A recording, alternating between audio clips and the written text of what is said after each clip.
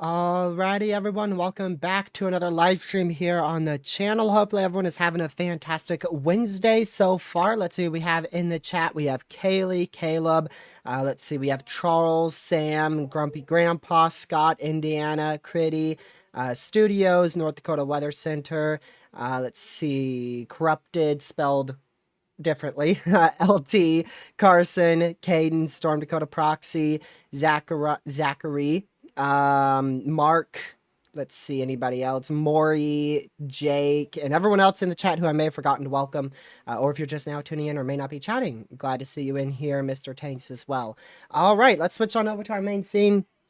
I'll just make sure everything's good. Yep, should be good. Almost clicked the wrong scene right there. That would have been a completely different scene. Almost clicked the Tor E scene. That would not been good. All right, I did forget my pin here, so I got to open that. I was in a big rush to get on here. I didn't get the stream scheduled till late. It was like literally 5:29 when I got the stream scheduled. If some of you guys were really early, you would have seen the old thumbnail. I had the thumbnail from like 4 days ago on this stream, and I had to finish making it. But anyways, yeah, we're going to be talking about Tropical Storm Melissa out here in the Central Caribbean. We're going to talk about the possibilities with it, how it's likely going to become a Category 4 hurricane. Regardless of its intensity, we are looking at a catastrophic situation across Haiti, Jamaica, and eastern Cuba. Those three areas will likely see catastrophic impacts. Unfortunately, southern Haiti and the southern Dominican Republic, with how this system is fairly weak at the moment, they're going to be getting a lot of rain. I think it's upwards of 2 feet of rain on the higher elevations there. That's going to cause destructive mudslides. So even if this does stay as a tropical storm, which is actually like barely even possible that this doesn't strengthen at least into a hurricane, we're still looking at catastrophic impacts. With that being said, we've had a lot of uptrends. The last time we talked about this area of interest was 4 days ago, when it was only about like a 60% chance of development, 50% chance of development. And then over the last 4 days, it got a named storm. They upgraded it to a tropical storm, obviously, forecasted a Cat 1. And then overnight, they went from Category 1 to Category 3. Literally last night, like overnight last night into this morning. I checked the forecast yesterday. It was Cat 1. Checked it this morning, Category 3. Checked it this afternoon, and you see the big old 4 in the middle of your screen right there. So this went from a forecasted Cat 1 to a forecasted Cat 4 in the matter of about 24 hours. And that's how fast things can change. Now, with this thing uptrending, we did see a downtrend in our severe threat here in the U.S. For next week. So that's really, really good news. So severe weather won't be as bad as what I was talking about on Twitter the other day. Also, this area got upgraded to a 70% chance of development in the Eastern Pacific, southwest of Mexico. But yeah, if this scenario does play out, we are looking at a tropical system here. Eventually, hurricane, obviously, eventually Hurricane Melissa. But this will, I'm thinking probably Tuesday, Monday night into Tuesday. We have a chance to make a run for the strength of Wilma. We are talking about the possibility for a hurricane that could be very near 180, 190 miles per hour sustained, and very well could get a millibar as low as 880, which would be, even right there, if not a little lower than Wilma. So this could be a very historic hurricane, one that we've never seen before outside of maybe a close would be obviously Wilma. That's going to be what people compare this to the most. Wilma was on October 15th, 2020. Wait, no, 2005. Can't English. 2005, October 15th. So just past the 20-year anniversary of Wilma. And here we are with a setup that is very much capable of getting to something like the strength of Wilma. Now, there's another scenario where that doesn't happen, where this does just shift north into Haiti as a still major hurricane category 3 intensity, but that scenario has gotten a lot less likely. So if you are looking at the GFS or the GFS ensembles, I would consider those an outlier at this point, and I really would not be listening to them. You can acknowledge them and just be like, okay, there's still this slim chance that this goes right into Haiti and then, through the southeastern Bahamas, through the Turks and Caicos. But that scenario, in my opinion, is probably the least likely scenario. So I don't think we'll end up with something like Wilma, but I do think we will see a Category 5 hurricane, and I do think it will be making a run for a 900 millibar hurricane, as well as the strength of like what we saw with Milton, 180 mile an hour winds, about a 900 millibar Cat 5. I think we'll see something like that southwest of Jamaica. And then the big question is, what happens from there? If this system indeed does take all the way until, Monday or Tuesday to get out here in the southwestern Caribbean, the south central Caribbean, there's going to be a very minimal amount of wind shear, and it will likely end up intensifying very, very, very rapidly. So I want to show you the possibilities here on a chart. That way you could kind of get the gist of the most likely case scenarios here. So here's our intensity chart. Now you could see the outlier, which says this is going to become Wilma 2.0. Actually, this has sustained winds of 225 miles per hour and a millibar around 880. I think that is an unrealistic scenario. But something closer to this is our ceiling. I think that is something close to our ceiling where we see a 175, 180 mile per hour Cat 5 near 900 millibar Category 5 hurricane. The low end scenario is like right in here. This is like our low end scenario. About 120 hours out, this thing starts to slam into Haiti, eastern Cuba, loses intensity, and it ends up just falling apart. So that's like our low end. Our high end scenario, I feel like, is something in between this. I feel like right in here is our high end scenario. Like this might be a little bit too low, believe it or not. This might be a little bit too low for our high end scenario, and I feel like this is unreasonably high for our high end scenario. So something like right in here is our high end scenario. Something in here is our low end scenario. So our most likely case scenario is a Category 4, low-end Category 5 hurricane. That's our most likely case scenario at this point. But something that some of these models aren't seeing. So if we go back to the NHC's forecast, that's about 117 hours out, right? If we go back here, 117 hours out, give or take, is like right in here, right? So these models, this batch right here, this batch of pretty close spread, which is our most likely case scenario that has it being category 3 low and cat 4, they're not going out to when the environment is the most favorable. So like literally this environment is absolutely insane. If if it does indeed turn into the Western Caribbean going towards the weekend and into early next week. Let me see here. I want to show y'all some scenarios. So we're going to do the HAFSB model run here. So this is tropicaltidbits.com, same site as what I was just using a moment ago. Let's see, we're going to switch over to this. There you go. So if I go to pull this out, intensification is very unlikely tomorrow. We will likely see minimal change in intensity tomorrow. And then Friday is where things will really start to pick up. We'll probably see it become a hurricane sometime on Friday. And then, yeah, Saturday, that's when everything breaks loose. When this thing turns from a northerly direction to a westerly direction, that's where things go crazy. So Saturday morning, category 1. Saturday afternoon, category 2, Saturday night, category 3, Sunday morning, category 4, Sunday afternoon, category 5, Sunday night, getting towards a sub 900 millibar storm. So just an insane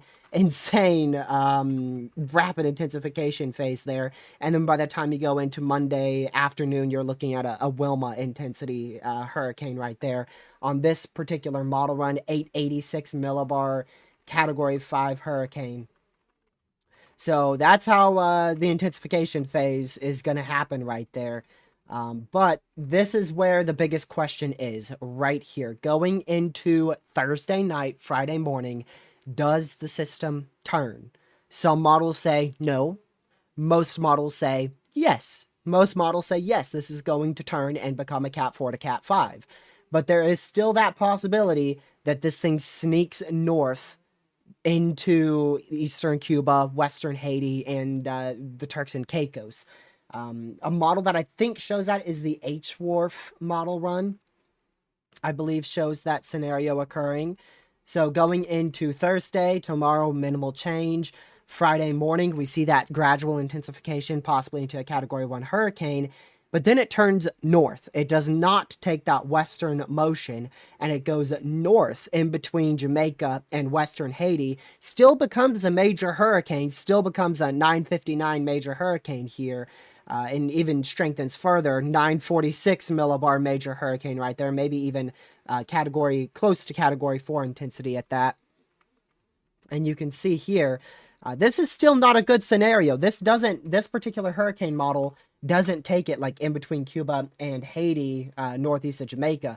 What it does is it stalls it right over southeastern Cuba, directly over southeastern Cuba. So that would actually be a very catastrophic situation here. So like I said at the very start of the stream, regardless of if we see a western or northern turn, whatever may happen, it's going to be catastrophic. If it goes west and then curves back to Cuba, well, that's going to be very catastrophic. If it goes straight north, it's still going to be catastrophic. So either way is a very bad scenario. Just the west turn is probably a worse scenario because I can only imagine what comes next after the end of this model run. Because a northern turn is going to have to happen. It's going to have to happen. So what's going to happen is this thing is going to do a turn just like this, probably into central Cuba, into the southeastern Bahamas, maybe near the Turks and Caicos by the time we get into the latter half of next week. Now we're talking, it's going to be around for a full week, maybe more. What's today? Wednesday? Yeah, it's definitely going to be around a full week. We're going to be tracking this system in the Caribbean. It will most likely be in the Caribbean for an entire week, unless it does manage to pull more northward. Like the GFS and the HWRF model runs say, which again I think is a less likely scenario. Let's see. Maximum intensity is at 200 miles per hour. I would agree with that. Like I said, I don't think it's going to get up to 225 like the HAFSB was having, and I don't think the peak is going to be back towards 170 or 160.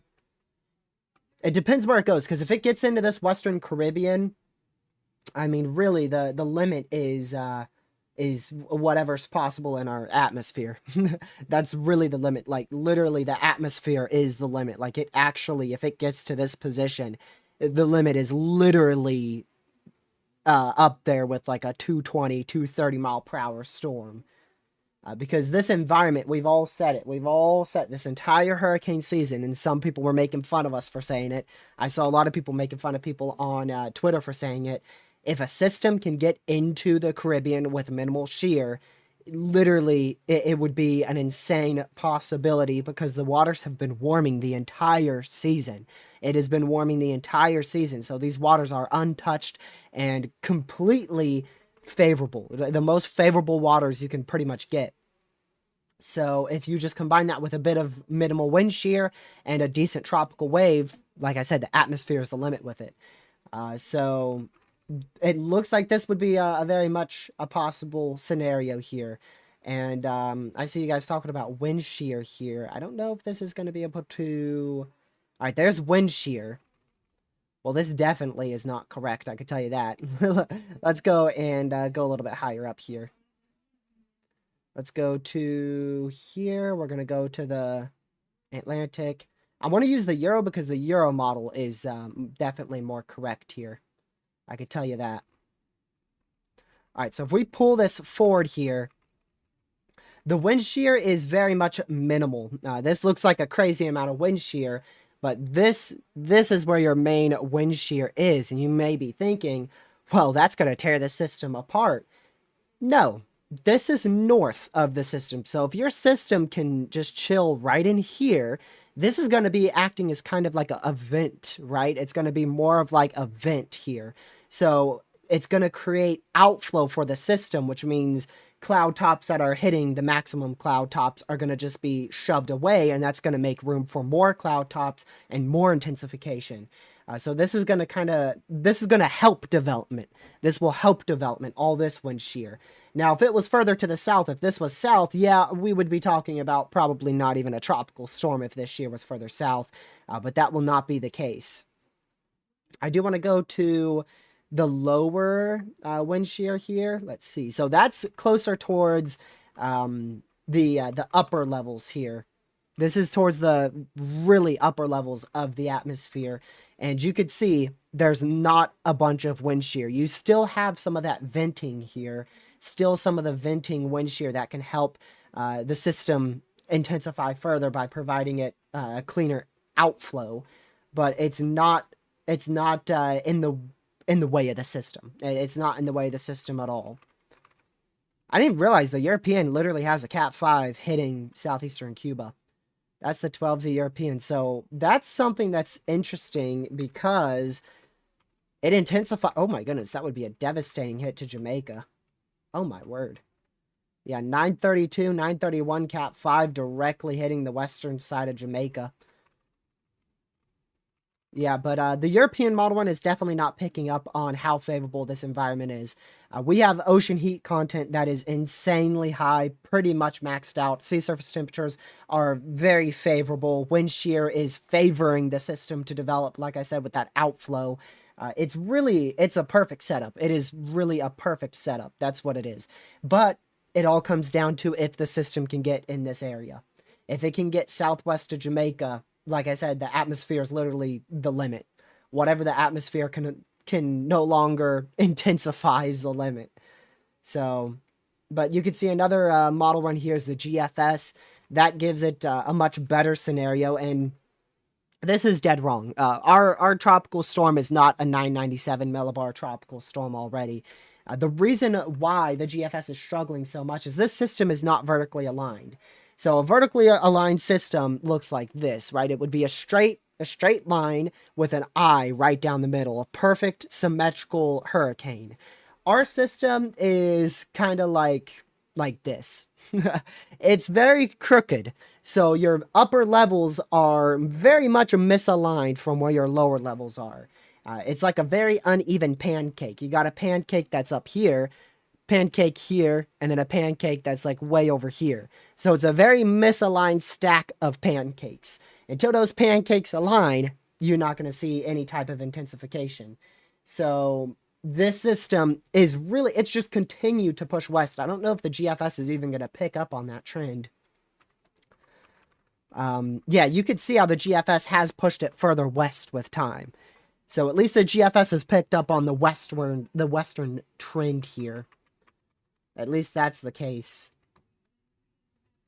And this thing's still not vertically aligned. Until it gets vertically aligned, it's not going to be gaining much steam and much speed here.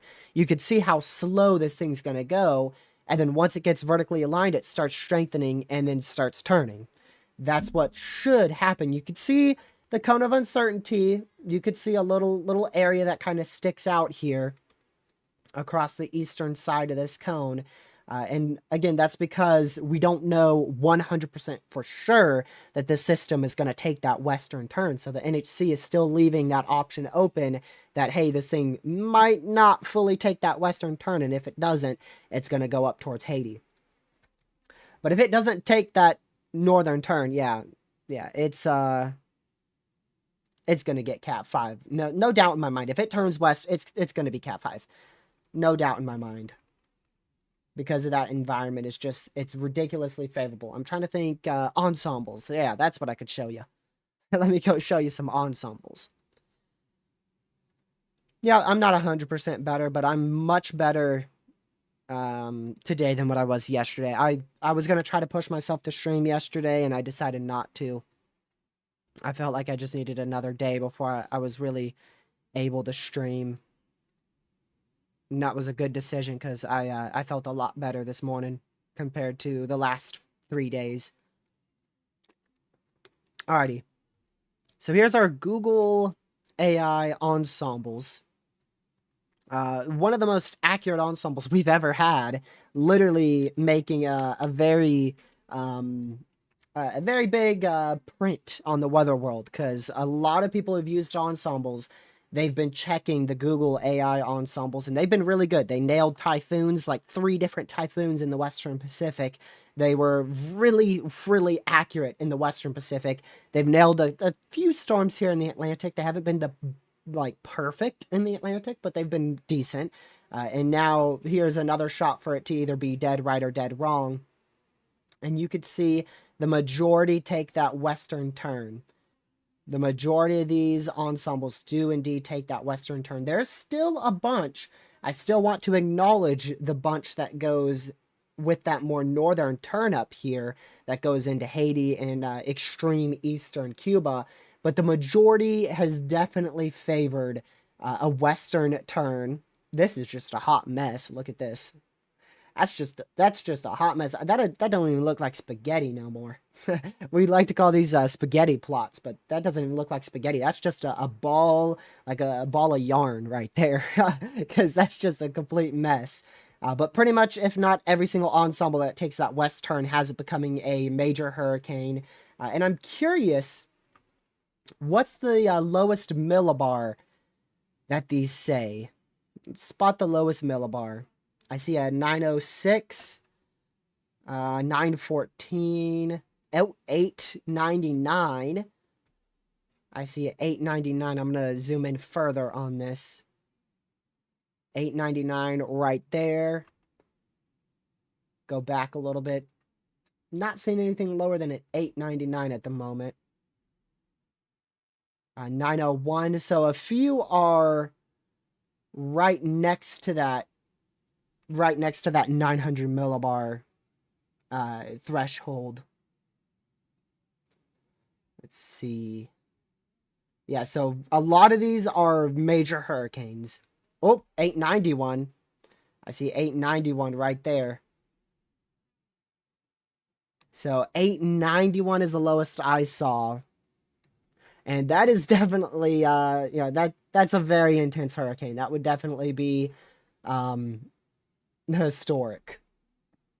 That wouldn't quite be Wilma level, believe it or not, but definitely historic. I do want to also go zoom in to Cuba to see how many of these have a Category 5 landfall in Cuba. Now, I'm just assuming around a 940 to 930 millibar is Cat 5. So this would be like borderline. That would probably be high in Cat 4 right there. Um, Depends. Yeah, it depends. Not every millibar is correlated with wind speed. But for sure, that's both of those are Category 5. Most of these are Category 5. And we'll pull this out further. This is a week from today. A week from today. And you can see there's a batch here. There's still, that's a lot of uncertainty too. There's a batch right in here, and that's a pretty good batch of this system being slower than, you know, most of our other model runs. So what I'm going to be paying attention to is not necessarily the strength of these ensembles, but really the location of these ensembles. I'm going to be paying attention to the location and strength of the Hurricane models, and then mainly the location of our ensembles. If we go to the GFS ensembles, like I said, I really just want to say disregard the GFS ensembles here. These are the new ensembles. We'll go just a little bit older. Definitely, wow, the last time I looked at this, this was completely different. Yeah, look at that huge shift west. Wow. Yeah, so the GFS ensemble's finally picking up on that westward trend that pretty much every other ensemble has already picked up on. Again, still a few little outliers there, but the majority definitely take this further to the west. Yeah, sub 900 is definitely possible. The possibility with this is like the absolute highest is like a 880. Like I said, a Wilma type hurricane. That's like the high end with this system. And we do know that's possible. That is possible because if we go over to here, there's a model run that outputs a scenario like that. This is about, this looks to be, yeah, about between 230 to 225 to 230 mile an hour sustained winds right there out of this particular model run. 225 to 230 sustained wind speeds. That is insane. And my guess is that would be with a slower system that takes that more westward trajectory, more like this. Something like that would probably result in a system near Wilma's intensity. Whereas something like this would still be Category 5, possibly even sub 900 millibar, but not quite at that Wilma intensity. Something like this would probably still end up being a major hurricane, Category 4, maybe borderline Cat 5. And then the best scenario would be a system that goes like this, which would still, unfortunately, the best case scenario is still a bad scenario. That would still be a major hurricane hitting eastern Cuba, western Haiti, but at least it wouldn't be Category 5 intensity hitting those areas. And that's really like our best case scenario is a Category 3. A 200 mile per hour plus storm is highly unlikely, but by no means is it impossible. Not with the background setup that we have. The setup that we have, indeed, if everything comes together correctly, and we do see that scenario where it takes that western turn, slows down very, very quickly, we indeed could see a 200 mile per hour plus storm well west of Jamaica. It is a possibility. And anyone who says it's not a possibility, they haven't looked at the background environment. Now, again, it is highly unlikely, but that doesn't mean it's impossible. It doesn't mean it's impossible. There's a difference between an unlikely scenario and an impossible scenario. An impossible scenario is a sub 700 millibar storm. That's impossible. That's never going to happen. A less likely scenario is an 880 millibar, 200 mile per hour storm. So, like I said, I kind of think there's the middle ground here is our system goes to the northwest like this, takes that western turn, becomes a Category 5, maybe near 900 millibar, near 170 mile per hour sustained, and then takes that more northern turn into Cuba, or maybe even a sharper turn into eastern Cuba. I think that's our most likely case scenario right now. Least likely case scenarios, that includes a system being a major hurricane heading this way and a Wilma type hurricane going this way. So those are your two least likely case scenarios. But still very much possible. I would say this scenario is almost off the table. I really would say this scenario is almost off the table. Something like what the GFS shows, I think, is almost you want to almost not consider it a possibility anymore.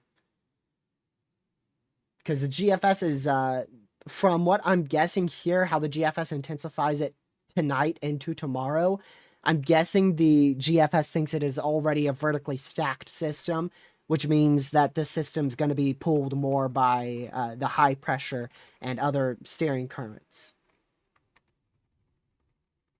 Which I'm curious, why do you even take the northern turn right there? Let's see. Like, that's really, I don't see a reason for this system to be heading out. Are you telling me it's the trough over the US?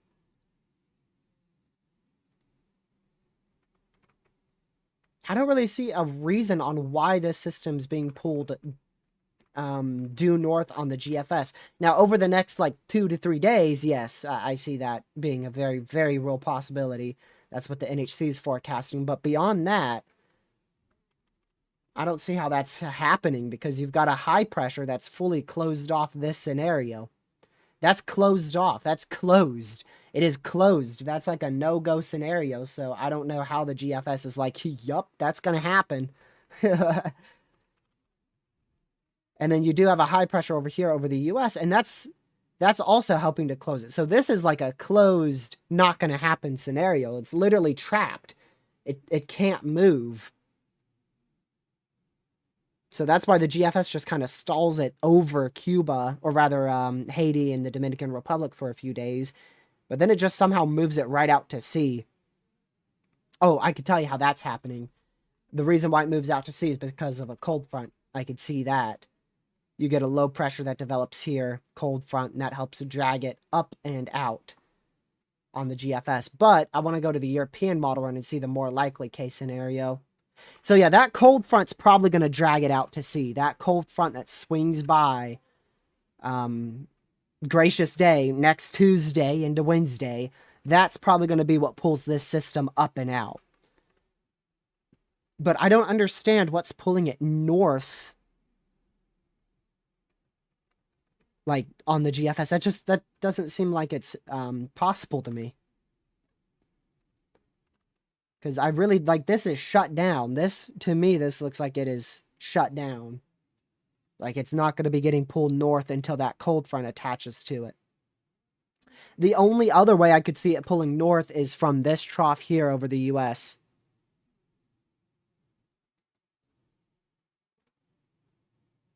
And I guess that's what the GFS has, which is strange. Oh, what does the AI Euro have? I have not checked the AI Euro. Ooh, okay. Yeah, so that definitely takes the more westward turn here. And that has a cold front arriving still Tuesday. So I believe we've got a shortwave trough over the US that's going to be causing severe weather. And I think that is going to be the trough that takes this system out of here.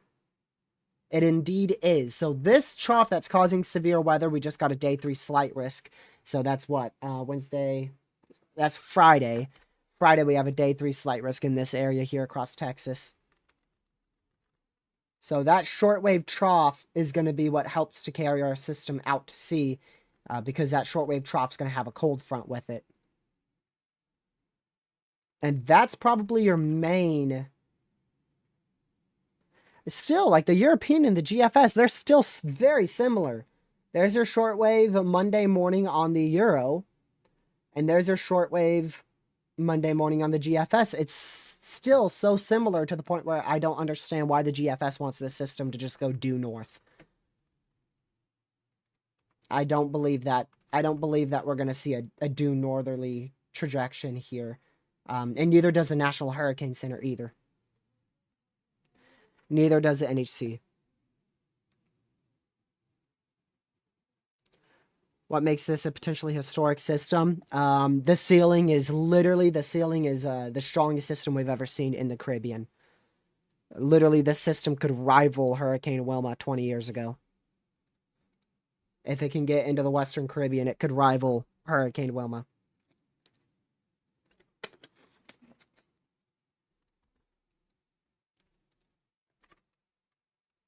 But yeah, current look at the system, it's not healthy at all. It's not healthy at all. Now, you do have a huge plume of convection here, but the system as a whole, it's not vertically aligned. So you've got this huge plume of convection here on the eastern side, and your low pressure is right in here. And really, this low pressure is only going to gradually be moving to the north. Honestly, it might not even get as far north as what the NHC is forecasting right here. It honestly might take that western turn even sooner. I wonder if the HAFSA has that. And the HAFSB. I'm going to go to the HAFSA first for Melissa. Yeah, see? Look at that. It doesn't even move north, like, at all. Literally, like, the HAFSA just barely has it moving north whatsoever in the next 3 days. And it just starts to move west. And then southwest.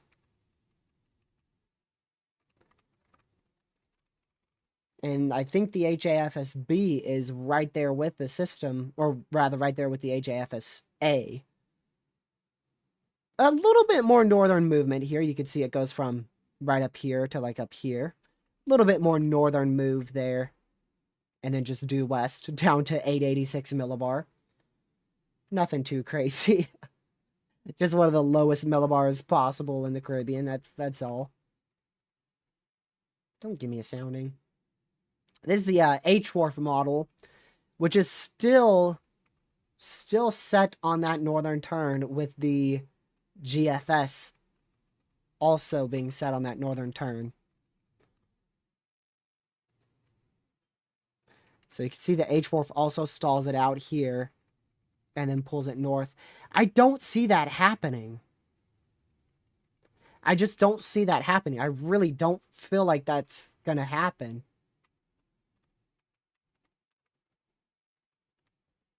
130 mile per hour peak. 130 mile per hour peak is like this scenario right here. Category 4 peak is this. This is like your peak intensity would be Cat 4. Peak intensity is easily gonna be able to be Cat 5. Like, not even close. If this thing gets into the Western Caribbean, peak intensity is very high.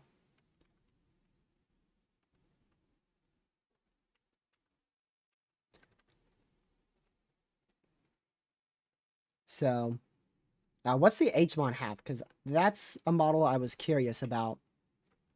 Okay, see, the HMON takes it. So, what this is telling me is the HWRF is a full outlier. The HWRF is a complete outlier because your HMON, your HAFSA, your HAFSB, your European model run, your Canadian model run, most of your AI Google ensembles, your AI European model run, all take it west. So the GFS ensembles, and actually now the GFS ensembles I just showed you shifted further west. So really the GFS and the HWRF are like the only two models that say, yep, this is going due north. It's like those two model runs that are in denial. They just can't accept the fact that we are probably going to see a Category 5 hurricane. Even here you could see a 946 millibar high-end, actually mid-tier Category 3 there on the new HWRF. The Icon, isn't that the Icon model run? That model run is garbage. I bet it takes it north. If you're using the Icon model run for anything, yeah. Like that's like the GFS if it was always Fantasyland. The Icon model run either substantially overdoes intensity or is just dead wrong. Like I said, it's not entirely impossible that this system goes due north, but in my opinion, I don't see that happening because I don't even see why it's being pulled due north. The only reason I see being possible for a northward turn is that that low pressure in freaking Canada, and that thing's too far to be having this much of an effect on a hurricane. So don't know why the Icon and the GFS and the HWRF are all pulling that system more north. But hey, if they're right, then shoot, I'm gonna have to be using these model runs more often. But the Icon is one of my least used model runs. So if a Category 2 hurricane ends up hitting Haiti Saturday afternoon, I will fully commit to the Icon model run being one of the best model runs. Because I just don't see a world where that happens. I think this will be similar to Dorian. Yeah, yeah, it very well could be. This system's probably going to stall, hopefully, in open ocean. So imagine if Dorian stalled in completely open ocean, and that's the scenario we could be dealing with here in terms of intensity too. So imagine a 910 millibar 180 mile per hour hurricane stalling in the best environment possible, and now you get the idea of the ceiling with this system. 18Z models are rendering, I think somebody said. Let's see. See which one. Imagine it's HWRF. Okay, good. HWRF typically is the first. Let me refresh. Here, I'm going to fully refresh. Yeah, 18Z HWRF is typically the first one to render in. Recon out yet? I know they were out earlier today. I don't know about now. I can't tell. It looks like they are. Let's see. Tropical models, hurricane. Yeah, they are. They're heading into it. Are we getting too recon into this? See, now this is kind of what I hate. I hate when we get two recons into a storm, because that's another recon that could just wait an extra couple hours, and then we'll get a recon, one recon every few hours instead of like what we had with Umberto. Umberto, we didn't have recon in it for almost 3 days when it was a Category 5. That's why I barely streamed it, because it was literally, there was no new information coming in. There was literally nothing new. Because recon literally did not go out to a Category 5 hurricane for almost 3 days in a row. So hopefully they're spacing flights out a little bit better. But let's go see. I want to go see if those are they could be, one could be upper air, one could be closer to lower level recon. Cyclonic, recon, missions.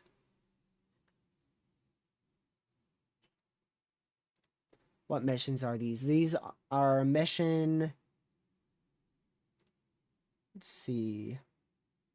04. Yeah, that's looking like probably upper air. This one, I think, is upper air. Yeah. This one, I believe, is upper air. This one here, I believe, is lower level. So that makes a lot more sense. Because these guys are probably going to be sampling the environment in front of the storm, whilst these guys are going to be figuring out where the center is and how strong it is. That makes a lot more sense. 18Z HAFS models are rendering. My bad.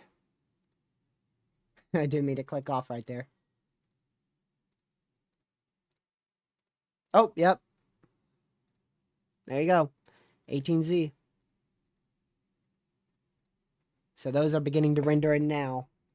I don't expect them to be that much different, honestly.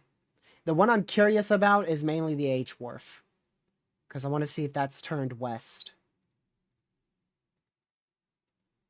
Oh, HAFSB is already 12 frames in.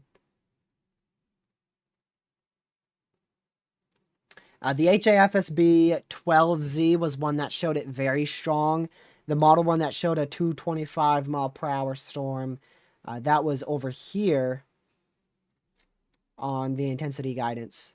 The HFBI, freaking FBI over here.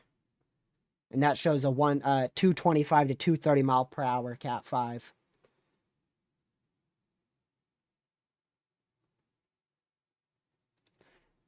But the HAFSB shows a 8, what is it?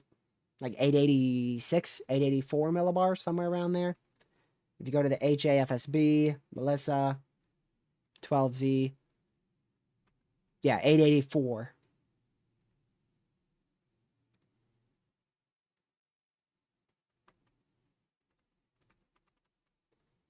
$204 knots right there. Look at that. That's in the lower levels. That's 850 millibar. I saw this going around on Twitter. I don't know. I'm pretty sure that's people just kind of hyping up, kind of, because the National Hurricane Center uses 10-meter wind speeds height sustained for a minute, which is 10-meter wind speeds are right here. So I think the people who are showing this are trying to make it out to be a, oh man, what would that be, like freaking 240 mile per hour or something? What is that? 205 knots, 2 mile per hour. Yeah, 235 mile per hour storm. If you use the incorrect product. And I think that's what some people were doing on Twitter. But yeah, look at the satellite for this thing too. The 06Z was crazy for satellite. Look at that. Look at that. That is crazy.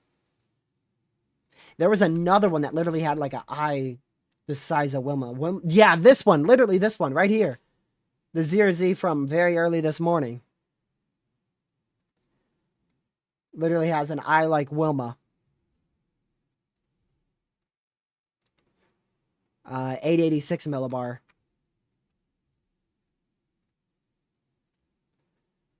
So yeah, that's something.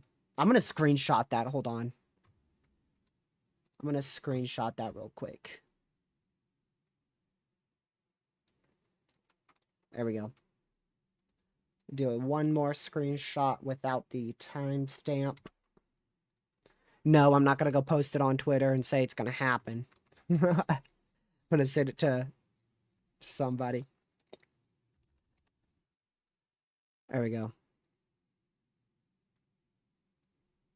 Screenshot of a lifetime. I mean, yeah. Probably not going to see a simulated satellite like that on any model run for a hot minute.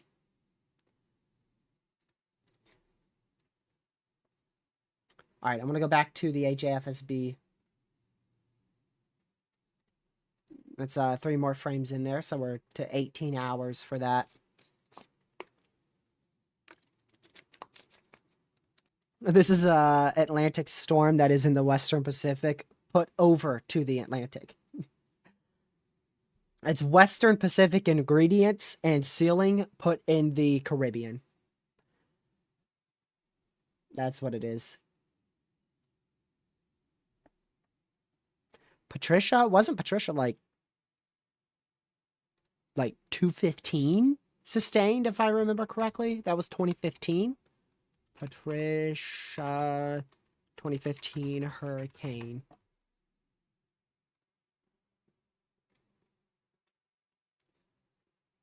Yeah, 215, 872. Dang. That's like almost typhoon tip level right there.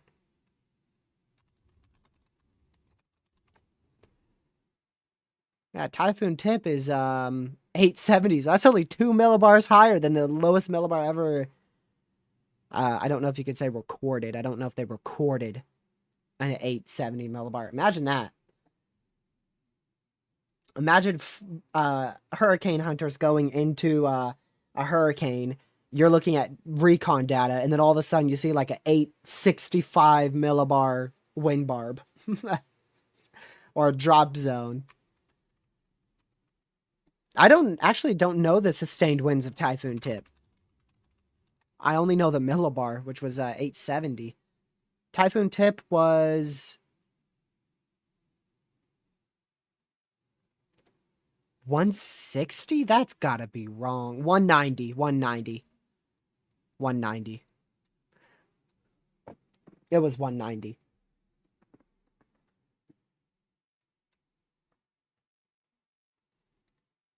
Uh, 160 10-minute sustained winds from the JMA, but I like to use the JTWC because they do 1 minute sustained like the National Hurricane Center, and they had it at 190. 1979. October. Why is it October? Typhoon Tip, October. Wilma, October. Melissa, October. What about Patricia? Imagine. October. Are you kidding me? Why is it always October? Wow. Milton, October. What in the world? I think I'm noticing a pattern here. Dude. Like all the strongest storms are October.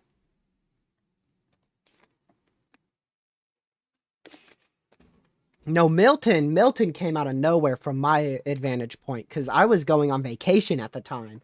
I left, my last live stream was category 4, category 3, category 4 being a possibility. And then when I arrived at my hotel on vacation, it was forecasted to be like 170 or like 160 cat 5. And then we woke up the next morning and it was like, okay, now it's 175, almost 180. Cool. That's crazy. So Milton kind of snuck up on me with how high end potential it had. I didn't even think the Gulf had that potential in it. I didn't think the Gulf was a basin that could get wind speeds in a hurricane up to 180 sustained. I really didn't think that was possible. Like the Gulf is mainly known for its rapid intensification process where a storm can go from like a high end tropical storm to a low end cat 5. It's not often it takes a storm from if ever, from a mid-tier tropical storm to a 180 mile per hour sub, what was it, like, what was the millibar? It was definitely sub 900 millibar hurricane. Like, that was crazy. I was on vacation, so I don't really even have any screenshots of it. I did send myself a screenshot from my old computer. Let's see. Yeah.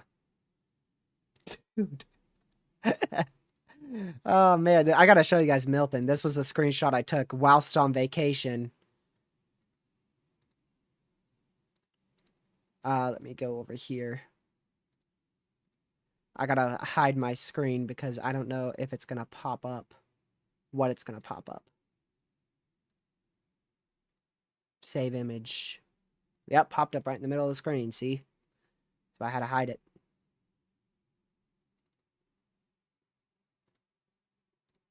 Oh my goodness. Look at that.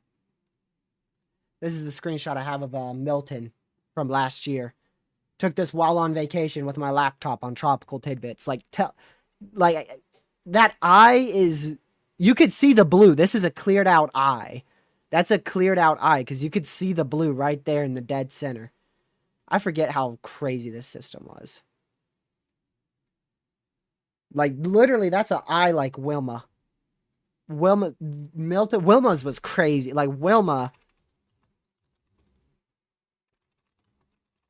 Wilma's eye was, yeah, just wild. Because Wilma looked like a pretty big system, and then in the middle you just had this small, very tiny hole that you could barely make out as an eye. I don't want to pull up a picture of Wilma because I didn't screenshot the satellite. But you guys can look up Hurricane Wilma 2005 satellite.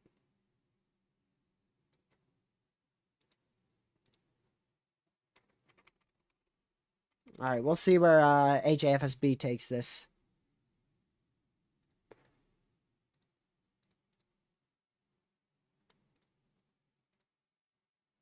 Yeah, I remember people making that comparison. I didn't make that comparison. Like Milton's eye was as small as the largest tornado.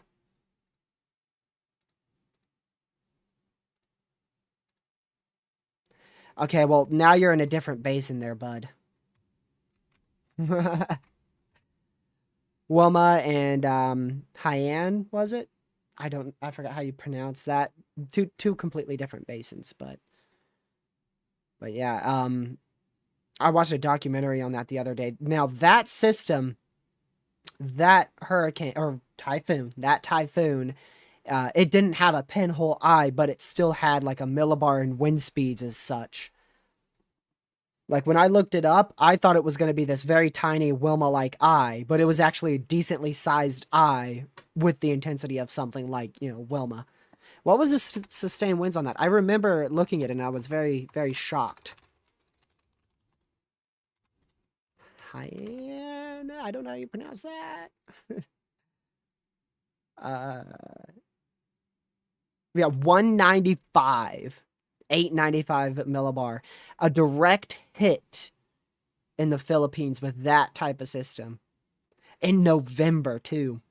That might be, I don't know if that's unusual for November to have a category 4, category 5 hurricane, category 4, category 5 typhoon. I'm not, yeah, I'm not one who researches the Western Pacific that much, but we do track the Western Pacific because it has a lot of crazy systems. But I know the Western Pacific there, the typhoon season over there is probably, it probably runs different than the hurricane season considering it's on the opposite side of the globe.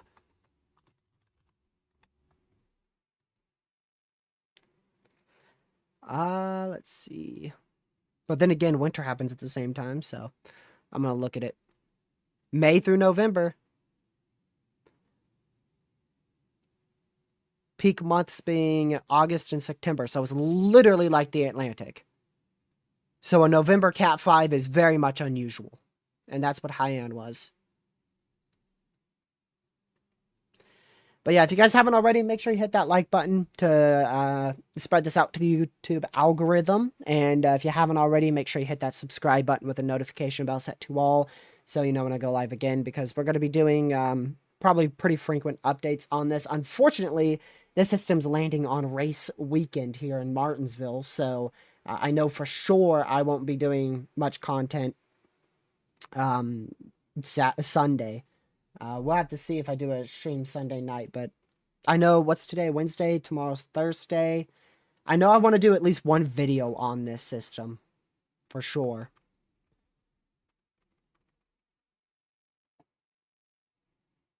Yeah, Cat 4 landfall in Cuba might be the floor.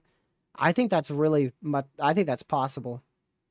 Even if this takes a direct northward turn, I think that going right into Cuba, mid-tier Cat 4, that's a floor. But also, if the system heads west and then takes a northern turn, I think it could also hit Cuba as a Cat 4. Sub count, 10,915 last time I checked. 10,915, haha. I checked it before I went live.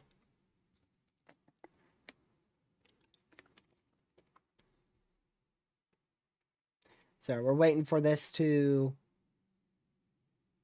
render in here. I do want to see.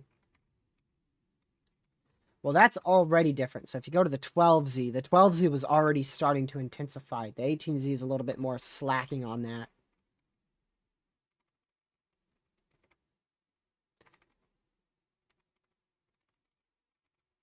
Who knows? Maybe this is going to pull more north.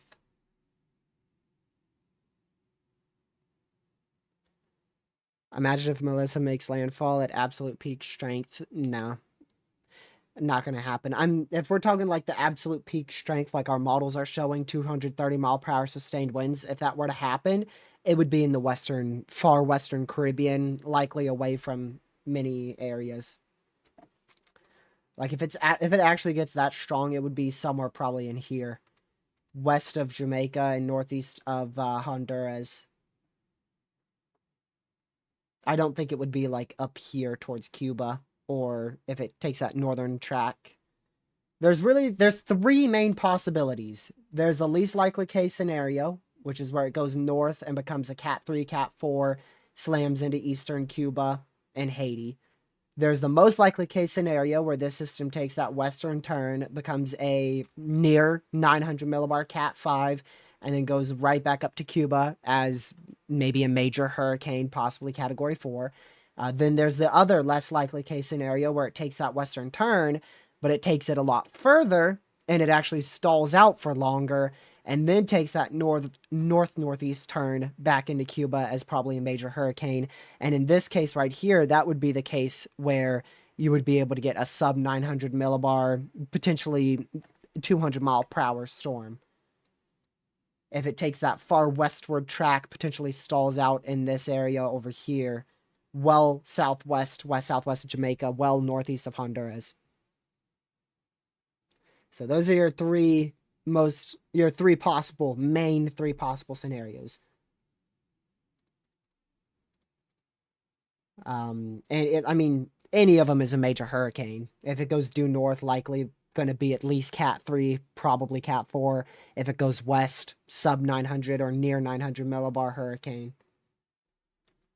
And then from there, that's where it's also a question mark, because this thing, it has the possibility to be a Cat 4 or even Cat 5 at landfall over Cuba after the system finishes that westward turn and turns up to the northeast. The GFS, it's not fully off the table, but I think the GFS is showing like one of the least likely case scenarios where the system stays weak, as well as the Icon model, where the system stays weak and goes north into Haiti and Cuba. The Icon and the GFS are very much in their own land.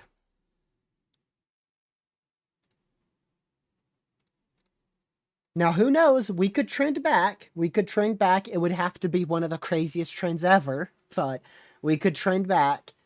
This system did go from a peak intensity of low in Cat 1 to already a peak intensity forecast of Cat 4 in the matter of about 30 or so hours. So who knows? In the next 30 hours, maybe we'll trend towards that more northward track. The NHC, again, still keeps that as a possibility. You could see that cone kind of curves back east just in case. It doesn't fully, they're not 100% committed to a full west turn yet. They're still keeping that little scenario open. A westward track is by far more likely than a northern track. I couldn't put a probability on it, but I could tell you that the probability is substantially higher for a westward trend and a westward track than a northern one. If I had to put a probability on it, honestly, why not? It would be like a 5% chance north. I don't know, some ensembles are there. A 10% north, 90% west. 10% chance of a northward track, 90% west.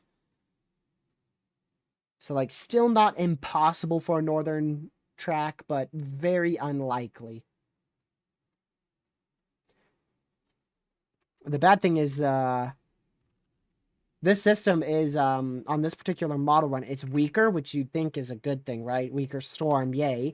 But if it's a weaker storm, that means it's not vertically stacked, and that means whatever the heck the GFS is doing, whatever's pulling the hurricane on the GFS model run north, is even less likely. Because if this system's not vertically stacked, it's not going to be pulled easily.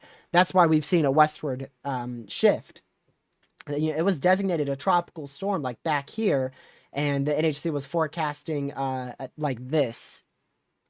They were forecasting a subtle northwest turn and then a bit sharper into like, or maybe not even. I don't even think they were forecasting that. I think they were forecasting it to just slow down and not even turn west near Jamaica.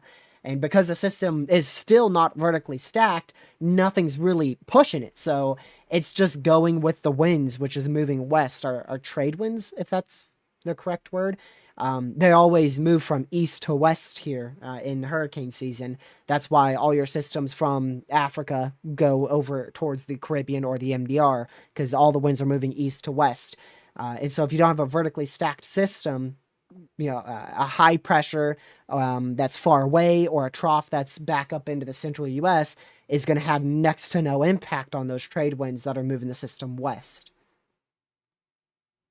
If this was a vertically stacked tropical storm, it would probably at this point already be east of Jamaica.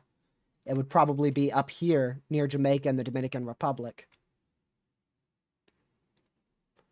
Which I think I can show the archive graph, right? It's been a hot minute since I've looked. But if I go back to the first advisory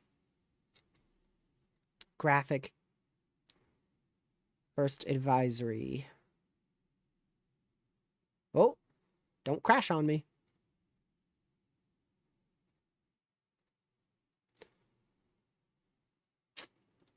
Let's see. There we go. It's a little bit bugged here. All right. No, do not loop the cone. I want to pause it. Okay, here was the first advisory. Here was the first advisory, and you can... Where the heck did my pin go? Did it close itself? I guess it closed itself. It wasn't on my screen. But anyways, yeah, so you could see my pin is bugging right now, man. My pin is bugging. Task kill. Epic pin. All right. So the first advisory, there we go. The first advisory had a tiny little northwest turn to it. You can see how mainly it is a northwest, north-northwest trajectory. And if you continued this out, it would probably be going towards Jamaica or potentially Cuba. But watch, specifically watch where the system's located and watch how west Melissa has gone. Very far southwest on that first one, far southwest, west shift with the cone. West, west shift with the cone. West, west shift with the cone. West, west, stalling out, actually, look at that. Nearly stalling out on those last few advisories. Look at that. It's moved from right here. I'll do a big dot. Moved from right there to... I mean, barely even moved. Like, right there. In the last 18 hours. The NHC should have a... intermediate advisory here in probably about 30 minutes or so. They'll have an intermediate advisory, but that's only where they update the position of Melissa, not the cone or anything like that.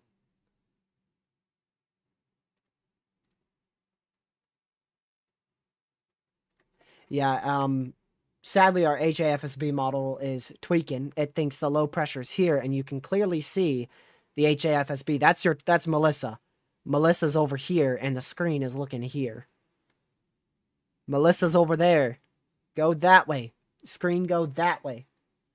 Our screen is tweaking here. Because you could see the tropical storm Melissa to Hurricane Melissa at that point's already formed.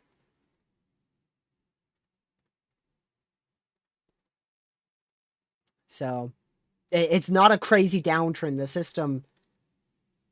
It's just the screen is not over there. You can see the 12Z. The 12Z, it was in the right area, but the 18Z is like, I think the low pressure got left behind.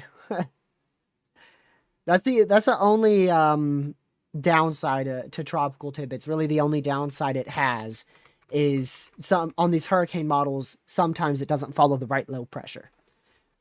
Like, sometimes it's following a low pressure in the Lesser Antilles into the Caribbean, and then all of a sudden it jumps down to the Eastern Pacific. That's the only possible, or the only, it's not like a huge thing, not like crazy, but the only like not so great thing about tropical tidbits. Imagine this downtrend is like 91L. The biggest way for that to happen will be the system getting vertically stacked tonight. And that allows for the trop up there in the northeastern US to get a hold of it. And the wind shear shifts a bit south. Then this system would go north towards Cuba and get sheared apart, becoming maybe a weak hurricane or a tropical storm, and then making landfall. But I don't think a single ensemble or a single anything shows that happening. I mean, a few ensembles actually do have this thing being very weak. Yeah, look at that. Some of the ensembles actually do have a very weak tropical storm hitting Haiti, so maybe those ensembles have that exact scenario where the trop in the northeastern US is a little south, so the wind shear's a little south, the system gets vertically stacked quicker, and then it gets pulled more. But that's literally like that's about 60 hours out. So, but those are very much clear outliers. The same outliers that you can call for these. Outliers, outliers. Basically, don't listen, I'm crazy for all of these. You really want to follow that main 40 ensemble group right there. And you can see like that's a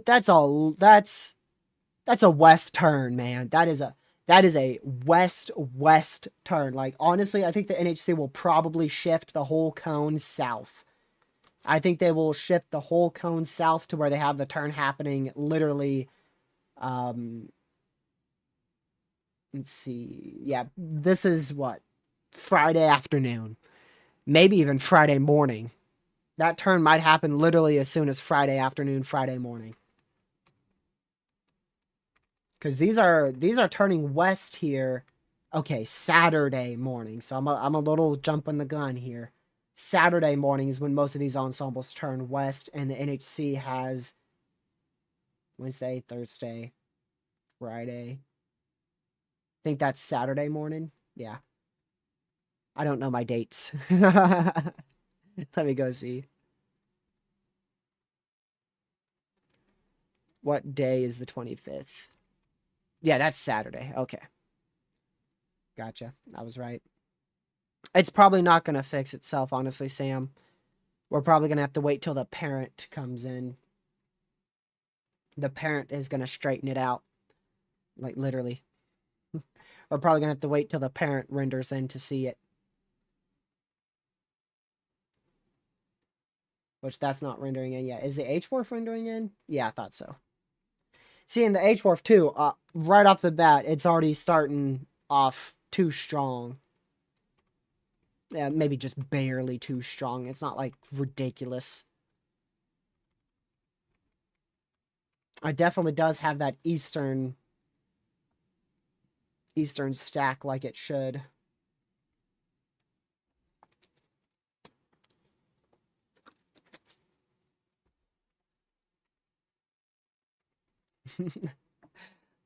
The child is misbehaving, let the parent fix it. Yep.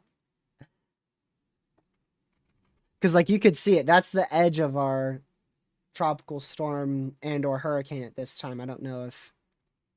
Dang. Oh. Wait. It's coming back. It's coming back. It is coming back. There it is. It's fixing itself. Oof. I thought that was going to be a really bad model run right there. It's not fully fixed yet. It still thinks the low pressure is somewhere in here when obviously it's in here.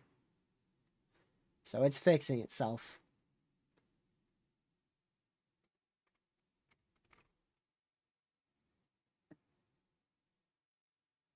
Let's see here. Every single model run shows a bad scenario. All our hurricane models show a bad scenario. Yep. Not every model run. We do have some model runs like the Icon that show a better scenario. I won't say like a good scenario or anything like that, but I mean, it would be a low-end hurricane hitting Haiti instead of a major hurricane or worse.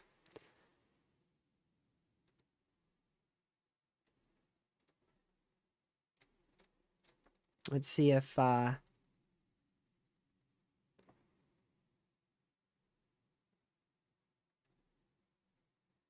see. Just seeing if there's anything I may have missed here on Twitter. Apparently one of the European, yeah, that is correct. I didn't even bother to look at that. Let's go look at the millibars for the European ensemble. Apparently one got down to 881, which would be the lowest millibar we've seen. Let's see here. Do we got the 12Z yet? Yeah, we do.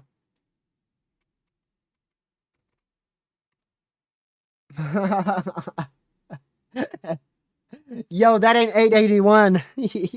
Yo, that's 877. Literally Western Pacific inside the Caribbean right there. Yo, that's crazy. Dude, that would hit Cuba as a sub 900 hurricane. That's insane. Could you imagine? I can't even fathom that. And honestly, ensembles typically underdo intensity. They really do. Very often. Very, very often. But you are going to get ensembles like this that might actually show the real potential out of a system. But the majority of ensembles like 961, 985, 977, 950, 963, 968, 997, all of those are probably substantially too weak. So that's at least from what I have found. Like when you're dealing with a high-end environment that hurricane models are normally showing, category high-end category 4, most category 5 hurricane, the ensembles are typically substantially weaker. Ah, it broke on me. Meanie. What about the GFS? Those are going to be substantially worse. I mean, the GFS ensembles are all going to be dead wrong. Why the heck am I in... Why am I in the Western Pacific? Okay, I didn't actually mean it's a Western Pacific storm. Let's get back to the Caribbean here. Yeah, the GFS, they're all too weak, and that is... Why did it shift back east? Look at that. So this is this morning's run, pretty far east. A little bit later run, looks like it's getting on track. It's starting to shift west. And now the 12Z is like, hey, screw you. I'm going back to east. And the 18Z is coming in right now. The 18Z doesn't know what the heck's happening. 18Z is saying, I could go this way, I could go this way, I could go this way, I could go over here, I could go down back over this way. I wouldn't be surprised if one of these goes in the Gulf with how bad the GFS is. It wouldn't surprise me. By the way, the Gulf is like a no-go. Like, the furthest west the system can get is like right in here. That's like as far west as this system's possibly going to get. Like, if we go ahead and look at the AI ensembles. Phew. A little bit too close to Miami for comfort, wouldn't you say? 932 Cat 5, just south of Miami. So, yeah, like I said, many of these are going to stay out of... All of them should stay out of the Gulf. Like, no ensemble should pass right in here, because that's when our cold front... Like, that's the latest the cold front arrives, is when it would be right in there to block the system. The GFS 12Z. 12Z. See if any of those ensembles get into the Gulf. Yeah, see how... Oh! Yep, see? That's as far as it gets, right in there. I don't know what that's doing, but...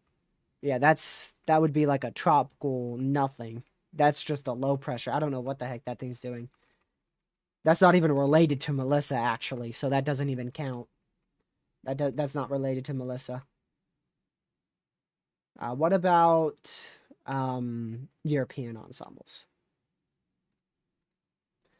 Yeah, all of those are on a very tight schedule. All of those are on a very tight schedule, keeping it well away from the Gulf. I'm still a little sick, but much better than yesterday. I'm better. I think I'll either be tomorrow or Friday. I will be fully better. One or the other.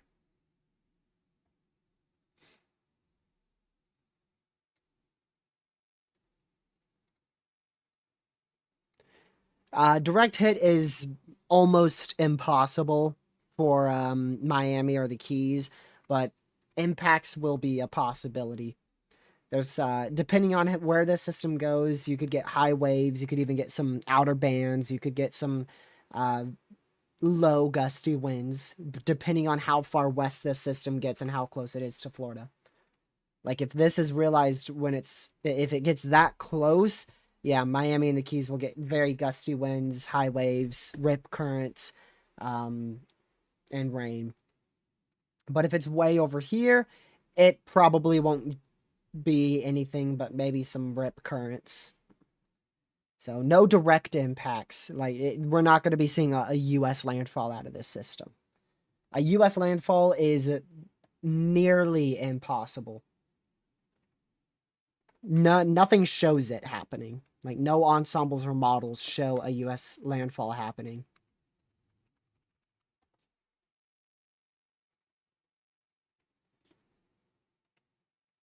All right, there's the HAFSB, and right off the bat, considerably slower.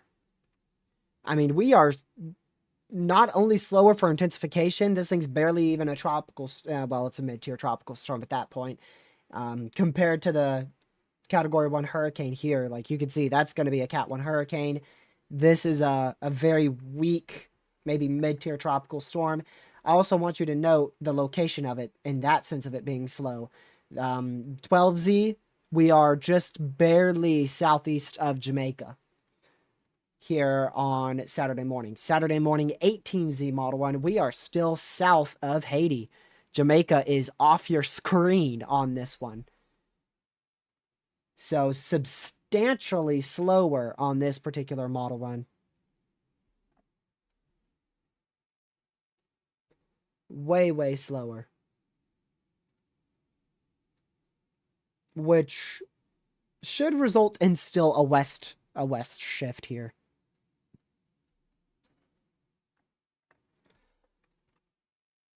The main thing for this thing to go quicker and end up further north would be the system getting more vertically stacked and speeding up. Yeah, like, see, the GFS has landfall Saturday morning. So Melissa would have to speed up considerably and also strengthen a little bit faster than in the short term in order for it to be what the GFS is saying. What is the possibility of the American track direction? I'd say, like, the GFS 12Z it's like a 5% at this point. Like, there's a 5% chance we see, like, a northern track right into Haiti. Maybe even less than a 5% at this point.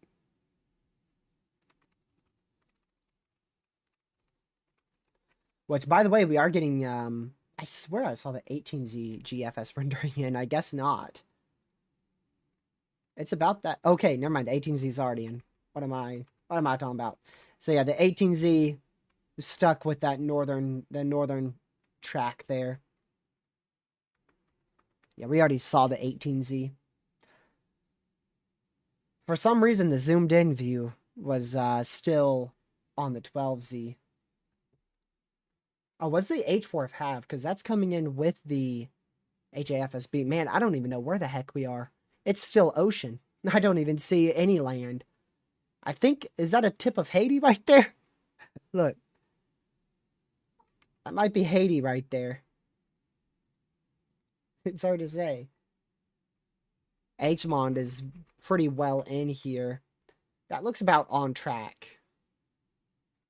A lot slower for all of this. This is definitely slower. It's Saturday morning here. We are still stuck southeast of Jamaica. So a lot slower on the 18Z models than the 12Z models. And I don't think that's going to have a huge effect on anything. It still should be generally the same outcome. Why is the GFS so bad? I don't even know. I don't even know at this point.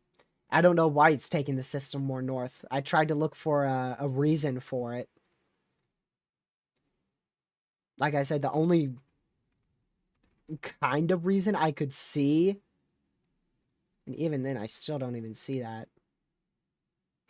Like, there's nothing that's steering this north here.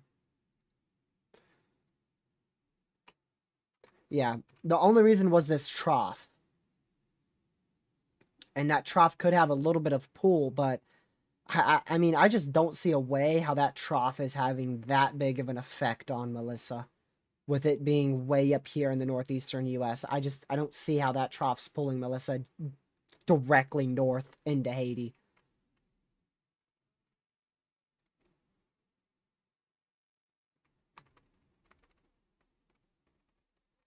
And then the thing that takes it out to sea completely is the cold front. That shortwave right in here, that's going to be what takes this thing north, really, no matter what. Because this shortwave, it's going to have a very large effect on the steering current here. And it should, whether Melissa be over here, or I don't know, over here, wherever Melissa is in this area, this shortwave trough right in here should be able to pick it up and pull it northward. Which is probably going to be more of a bad thing.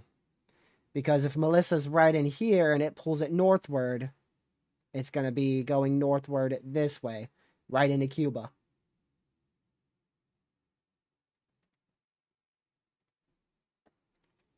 So, I mean, it would have to be steered somewhere eventually, right? If we didn't have this shortwave here, who knows where it could have gone. I mean, if we eliminate this shortwave completely and we go off of the other steering currents here from the European model one because the GFS sucks, my guess would be this high pressure would take over the steering current and pull it into the Yucatan Peninsula. That would be my guess. If this shortwave trough was non-existent, dipping over the southeastern U.S., and this kind of more zonal flow continued like this, my guess is this high pressure would completely take over the steering current and pull it into the Yucatan Peninsula. It would pull it like this. Which is probably... That's probably why some of the hurricane models, like the HAFSB 12Z, I think it was, parent model 12Z. Yeah, see how some of these hurricane models have that kind of southern shift. It's really hard to see, but you could see it goes a little bit more southwest here on some of these, and that's because of your high pressure. Your high pressure is helping to pull it more to the southwest. So if that shortwave just simply never divots far enough south, it would never pull it north like this.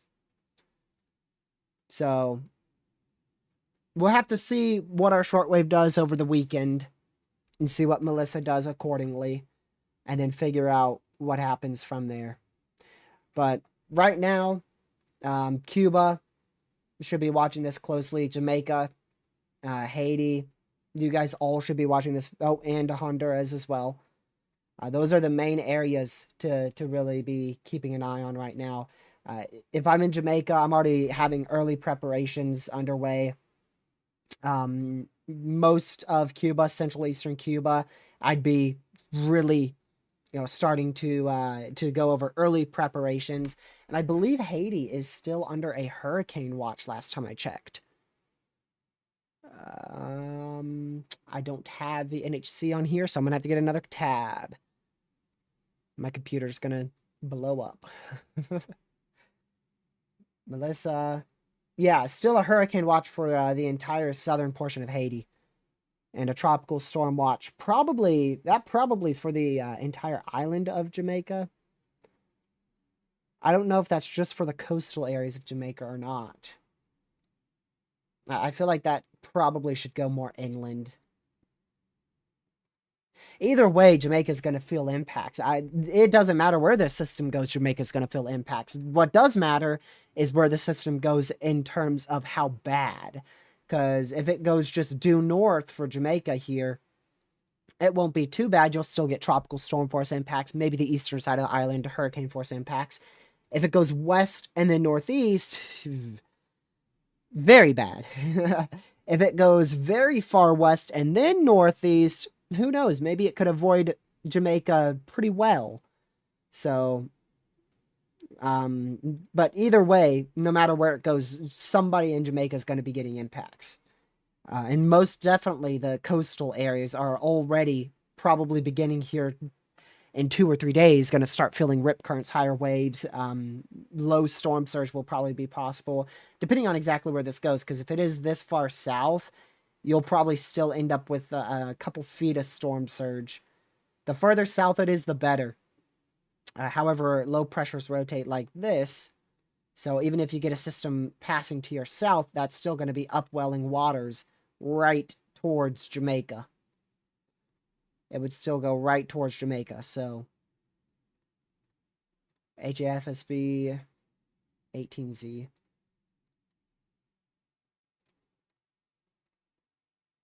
Oh, dang.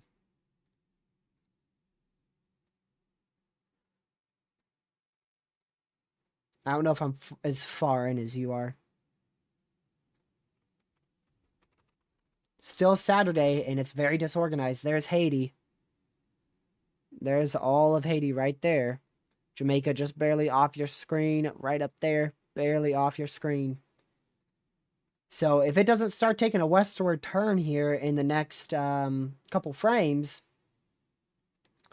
who knows? Maybe that northern trend is, or that northern track is going to end up being more of a trend.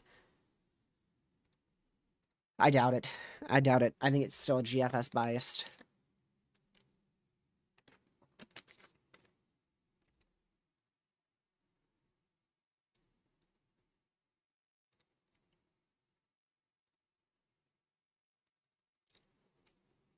I don't think the GFS is right.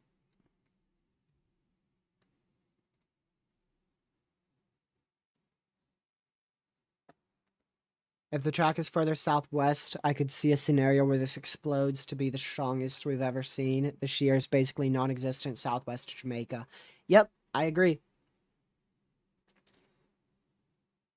I agree. I said it earlier in the stream and also in a tweet earlier too, that if this can get southwest of Jamaica, it has the potential to rival Wilma.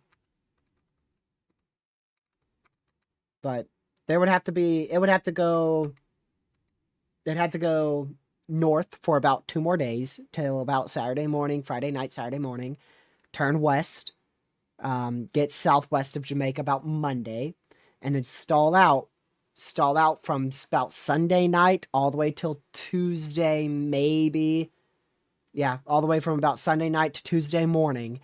It would have to be very slow moving as that front comes in and starts pushing north, starts pushing Melissa north. That would be its best chance, which, yeah, you can see the western turn here on the HFSB. So this is going to be another run where it's going to be Cat 5. Let me show you what I'm trying to say here. Go here. Man, did I close Weather Nerds? What an idiot. I closed my ensemble runs. I'll show you the scenario of where this thing could be rivaling Wilma. Right here. So if it goes north for the next 2 to 3 days and then turns west and then starts to slow down, possibly even stall out right in here for about 2 days before that northern turn starts, right in there, that would be where it has its best chance to rival Wilma and be a sub 900 millibar, potentially 180 plus mile per hour hurricane.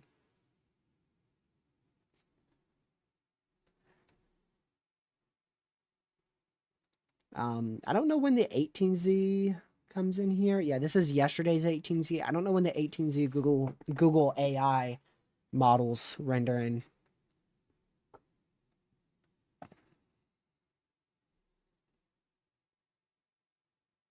Yep. I saw read over 3 weeks ago. When was that? What day was that? Dang, I forgot. I forgot. I'll super chat $100 if that happens, and this goes sub Wilma's lowest millibar. All right. Well, now I'm gonna write it.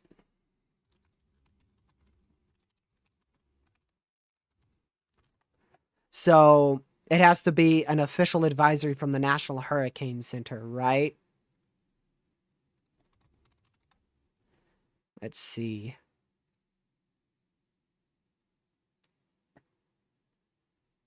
All right.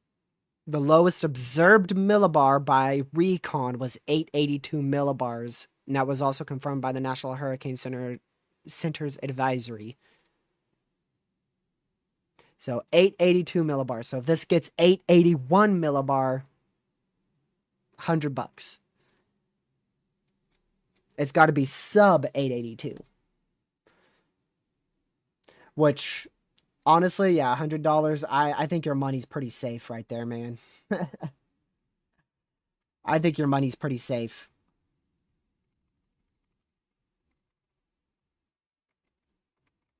I don't think this is going to be able to get to.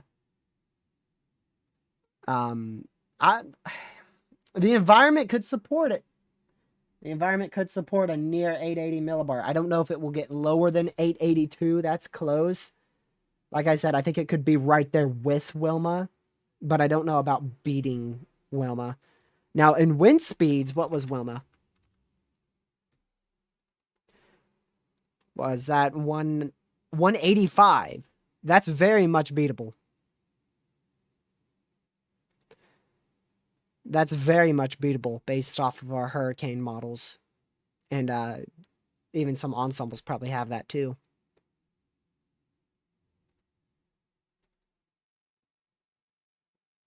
Let's see.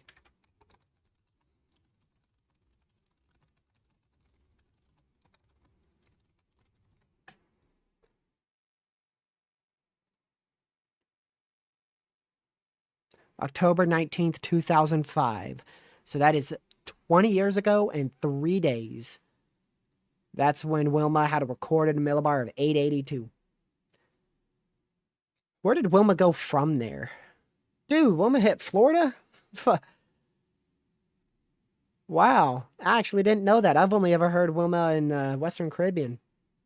So Wilma went from, it formed west of Jamaica, southwest of Jamaica, rapidly intensified from like Cat 1 to Cat 5, stayed Cat 5 for a day or two, went back to Cat 4, Cat 3, then hit the Yucatan Peninsula as either Cat 2 or 3, then went up to Florida and hit Florida as, looks like Cat 3. Let's see, is that Cat 3?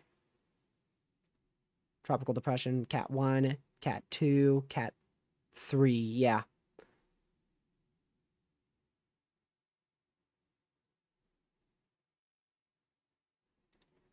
Wow.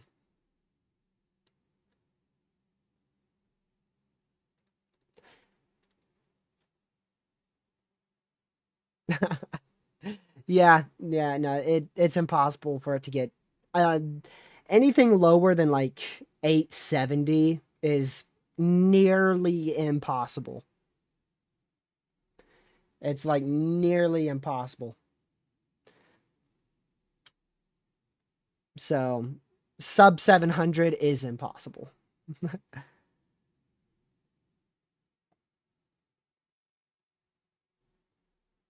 All right, let's see if that HAFSB model run is shown anything different.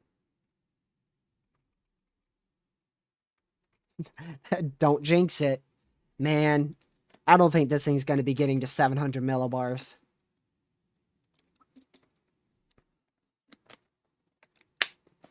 I'm pretty sure most of us can say that.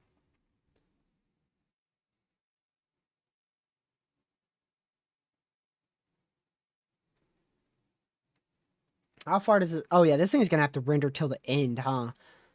126. It's on 87 actually, so it's well halfway. Never say never. Never, never 700 millibar. 500 millibar? Dude, that's the lower level jet.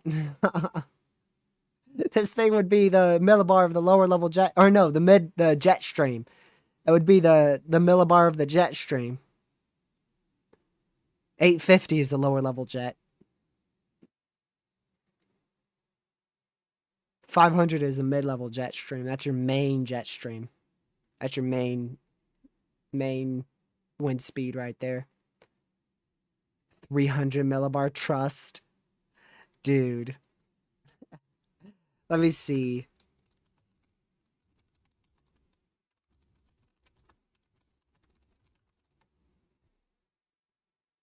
We'll see what Google says.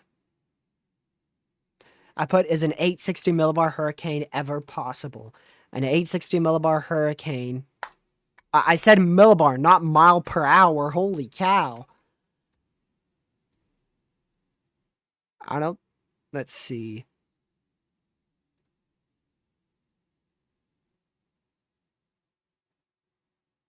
Okay, I said is an 860 millibar hurricane ever possible? And it says it has occurred and is possible again.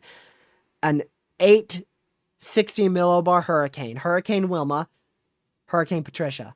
We literally just went over Hurricane Wilma's millibar was lowest at 882. Why does Google say 860?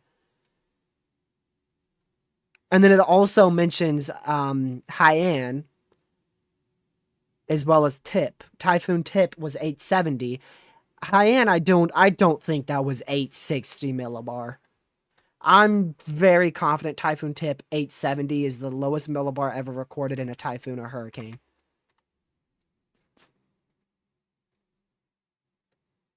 895 was the lowest millibar in Haiyan. I'm pretty sure I said that in this live stream. So Google is, I don't know what it's on. What does this say? Some scientists also are suggesting a new category 6 to account for the increasing frequency in exceptionally intense storms. It's not possible. Category 6 it's not possible. It's not going to be a thing.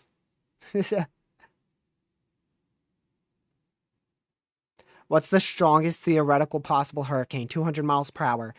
Patricia would like to have a word with you, Google. 200 miles per hour is not the strongest hurricane. Patricia would love to have a word. Because that was 215. Man, Google is tweaking today. Let's see what else here. Okay. How bad will hurricanes be in 2100? Dude. You gotta be careful, man. Gotta be careful. Because literally, let me just look up. I'm gonna look up. Has 860 millibar hurricane occurred? Watch it say no. Yes. That's a lie. That's literally a lie. So, like, if you're not a weather enthusiast, you're not going to know about that. Literally.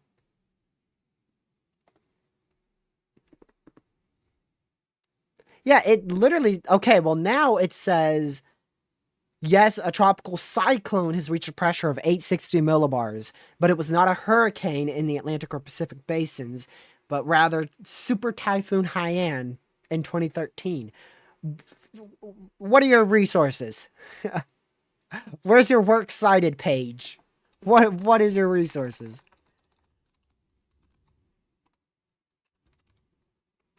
I gotta see.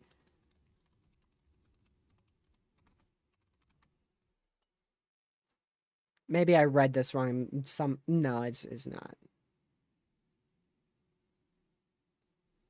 Dude, Google is tweaking, man.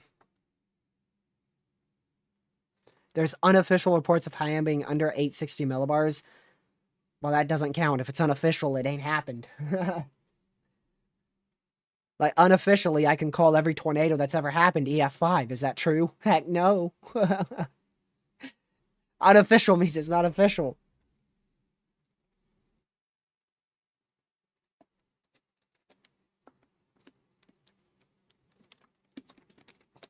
Yeah, I don't think we had, I don't think there was recon in high end, so technically, like, you're never gonna know what millibar.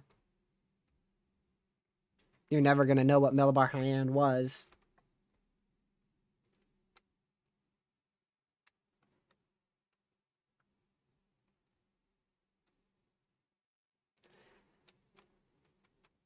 I mean, yeah, I do. I think it was lower than 895. 895 is like probably the highest millibar that high end was at its peak, but 860, it's hard to get a lower millibars. Like once you go under like 9, 10 millibars, anything lower than that is difficult. It's difficult for hurricanes to get lower than like 9, 10. And then when you go below 900, that's even harder. And then below 890 is like insane. That's very, very difficult.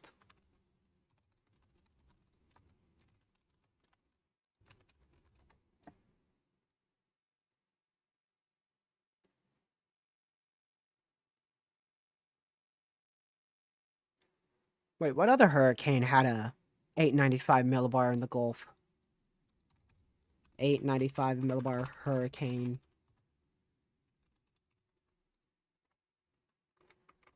I know Milton. Oh, Rita. Yeah, that makes sense. Dang, 2005 was on another level. Golly. Yo, 2005 was built different. Wilma, Rita, Katrina. Dude, what a man. It's built different, man.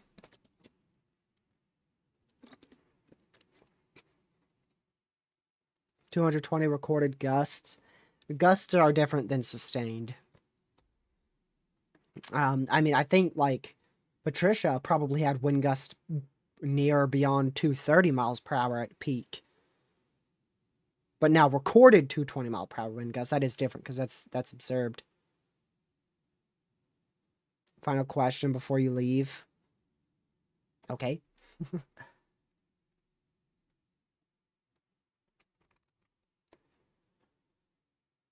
So, yeah, there's still a few more frames left here. We're on 93. We're waiting one till 126. I want to see at least the end of this run. I'm gonna stay till it because I ain't got nothing better to do tonight. The heck is the H4 Fawn? Yo, this thing is cause how the heck is it a major hurricane Friday night? What? Oh wait, no, that's 974. I thought that said 54. That would be probably high in mid tier category 2. Mid tier category 2, I'd say.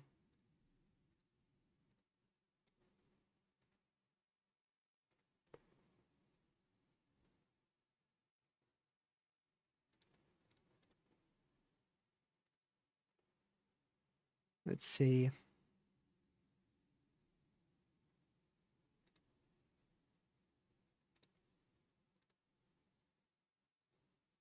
Oh, by the way, look at this.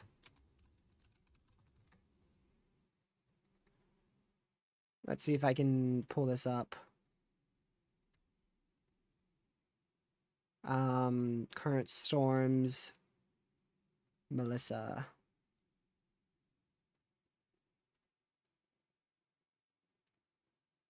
This is the 18Z intensity guidance provided by Cyclonic WX here. And if we just zoom in, I mean, that is almost at that's the 200 knot sustained wind level right there. So that's like 195 knots right there.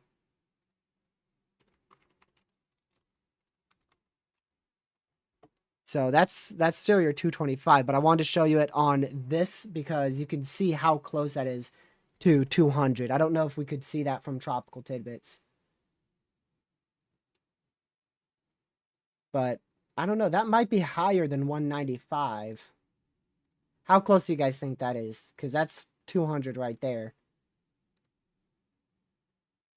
Obviously, we already saw this on Tropical Tidbits, but I wanted to show you it from this just so you know how close that is to 200. Like, it is right there.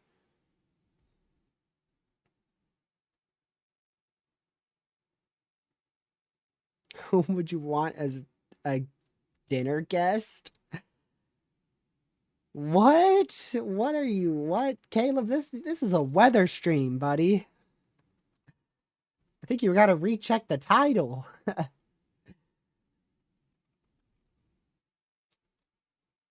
Do they have to be alive?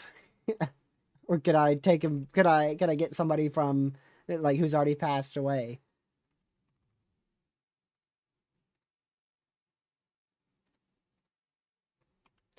The H bond is already stronger. The 18Z H bond is already stronger than the last 12Z run.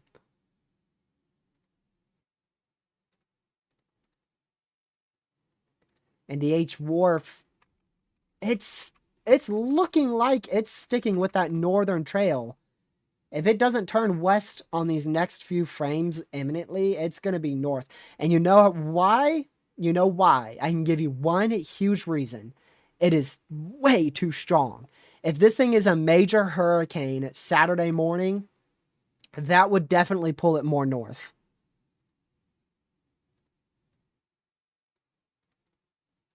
I can tell you that. If it is stronger, the stronger it gets, the easier it's going to be able to be pulled.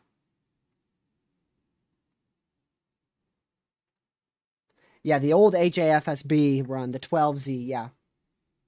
884, I believe, was the low. Yes. 884 millibar low. That was the old run.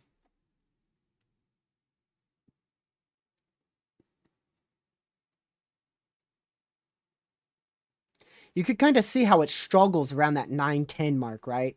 913, 913, 910. And then after it gets below that, 900, 901, it struggles around the 900 mark.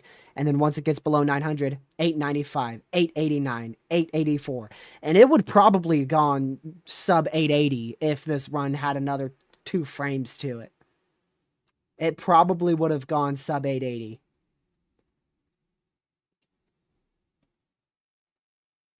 Which our 18Z indeed will have 2 more frames to it. The question is it going to have the same intensification process? No.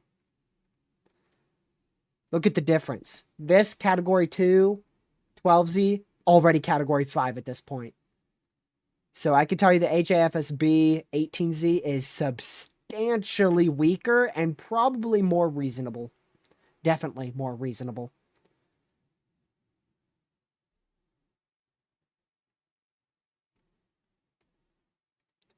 Wonder if the HAFSA is rendered in. Oh!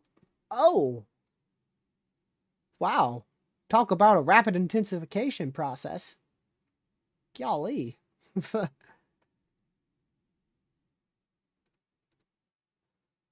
Yeah, same time frame, completely different though. Look at that. That's not I feel like I haven't seen that much this hurricane season where the HAFS A and B are in complete disagreement on intensity.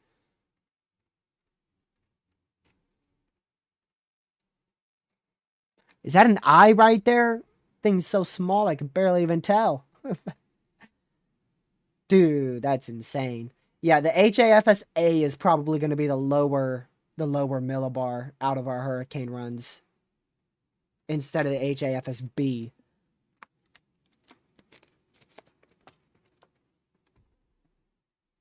I don't know if the HAFSB initialized bad. I think it's reasonable, really.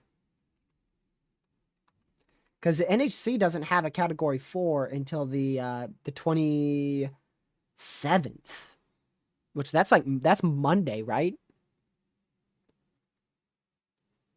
Yeah, that's literally Monday at 2 p.m. is when the NHC has a Cat 4.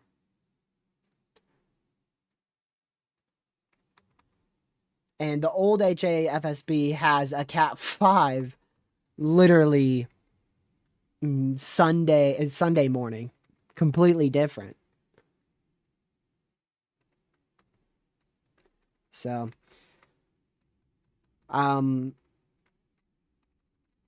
yeah, I'll probably end up having to do a stream Sunday night. We'll see. I don't know how I'll feel because Sunday's going to be a long race day. If I do stream Sunday night, it's going to be late. It's probably going to be after 8.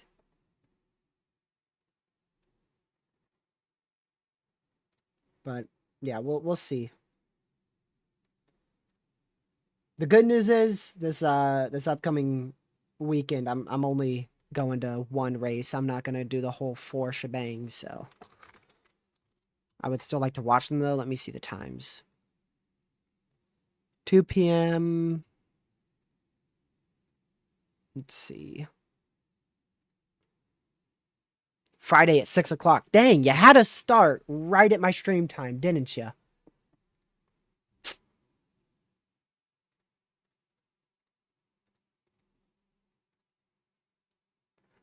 Okay, new NHC advisory, still tropical storm. Yeah, wow. Moving west at 1 mile per hour. 1 mile per hour, dude. I think that's slow. 1 mile per hour, man. Yo, that's crazy.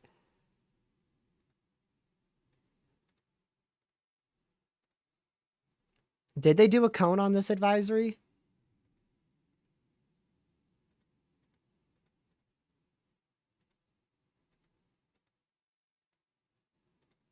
No, they didn't.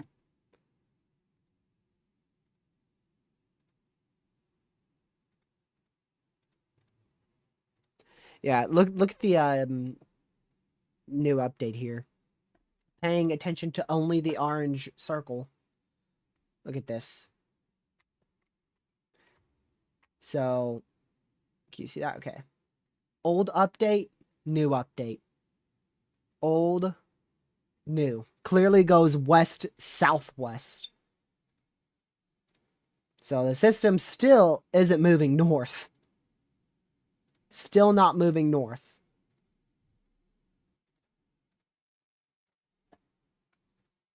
Not really much of a shocker there. I think it should slowly start to move north probably tomorrow morning.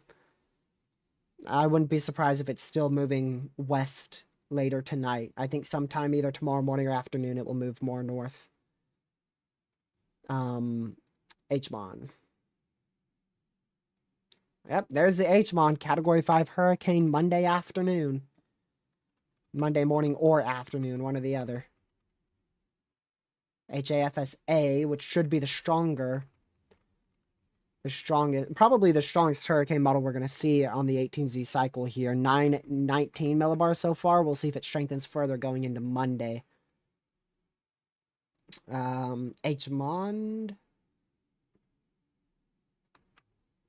H-Wharf. Oof. Yeah, that's definitely Category 3.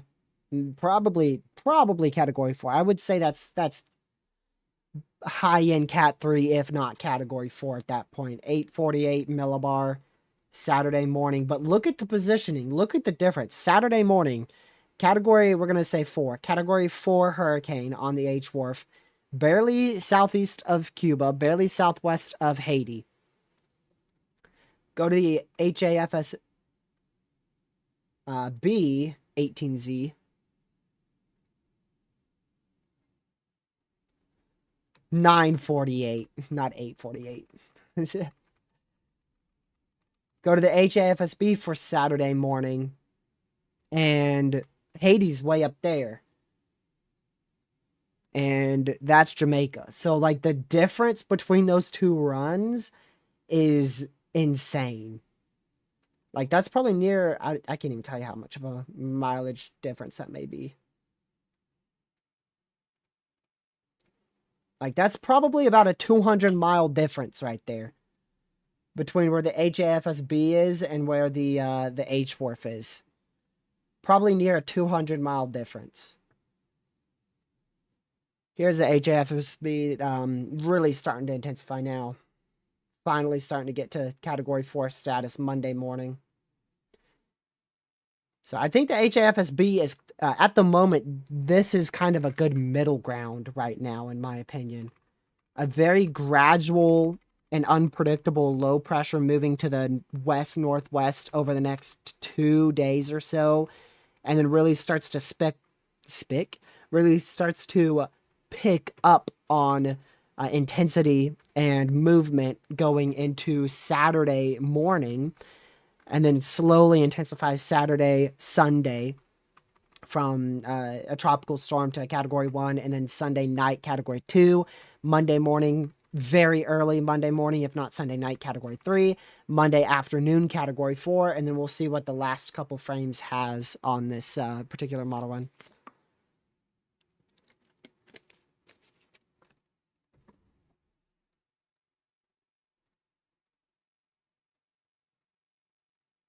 Let's go back to the H-Wharf again. H-Wharf is moving northwest, so... Oh my goodness, I just realized. Yeah, that's Jamaica. I might have called that possibly Cuba. That's Jamaica. And that is Haiti. Right there. So that's a little different. I mean, it's a little more south than the last run, but it is still too far north. In my opinion, way too far north. Way too fast with intensification. If this thing becomes a major hurricane in less than 3 days, that would be a miracle. Going from what you see above my face cam, that blob, going from that blob, which is sheared off on the northern side at the moment, it looks like, and completely disorganized in the vertical, to a major hurricane in less than 60 hours, or actually right about 60 hours, that would be like a miracle. I think the H-Wharf is way too quick with intensification.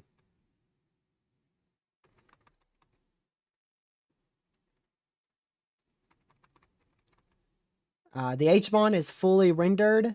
Oh, nope, we got one more frame. My bad. 126 is the last frame. We are on 123.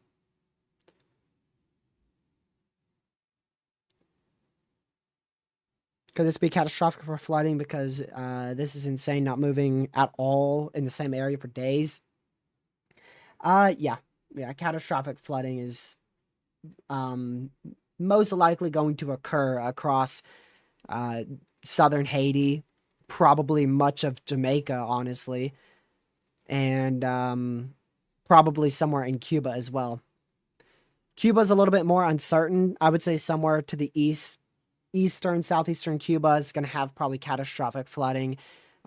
Southern Haiti, probably catastrophic flooding.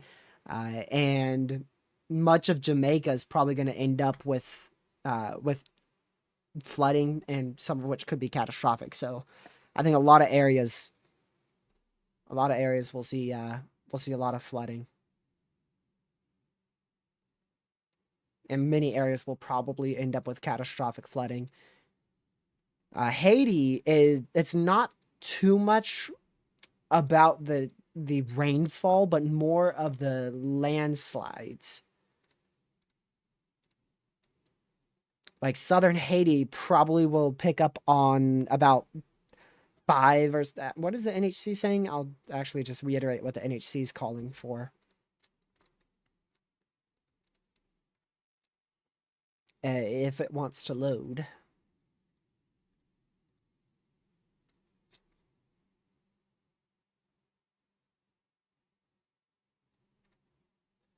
Yeah, southern Haiti, southern Dominican Republic, 6 to 8 inches of rainfall. Eastern Jamaica, 6 to 8 inches of rainfall, and that is only for the next 5 days. For Jamaica, rainfall totals will likely be substantially higher. Haiti may be a little higher.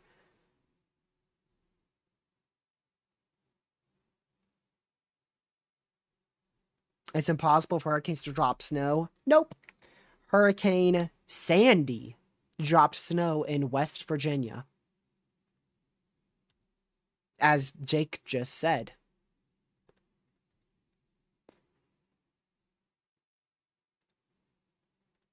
So, not impossible.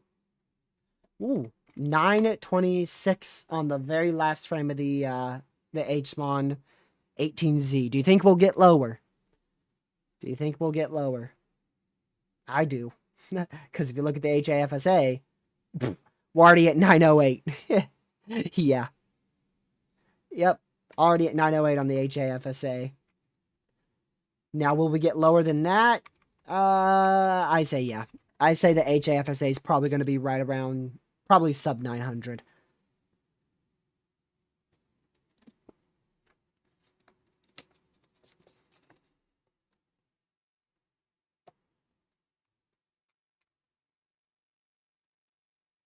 Dude.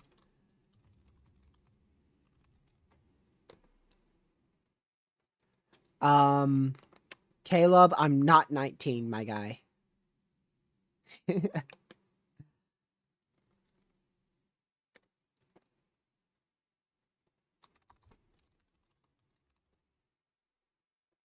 This dude.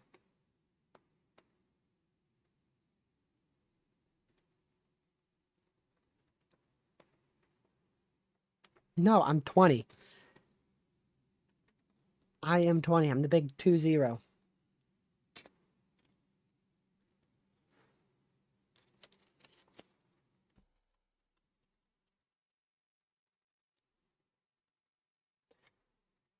This dude doesn't even know my age.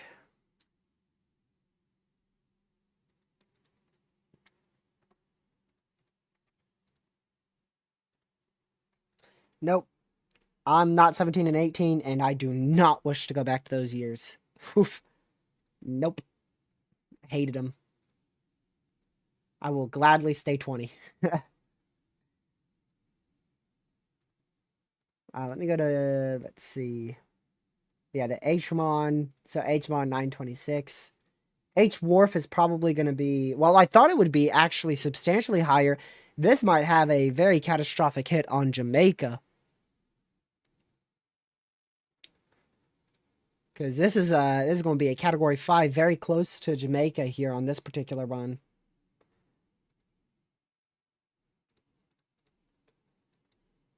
But yeah, I think HAFSA is probably going to take the cake on the lowest millibar out of the 18Z cycles.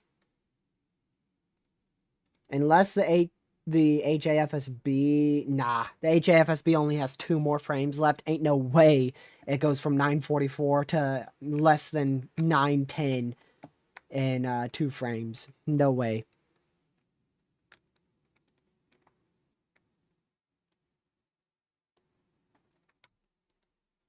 Gracious day, you guys are all talking about levels now.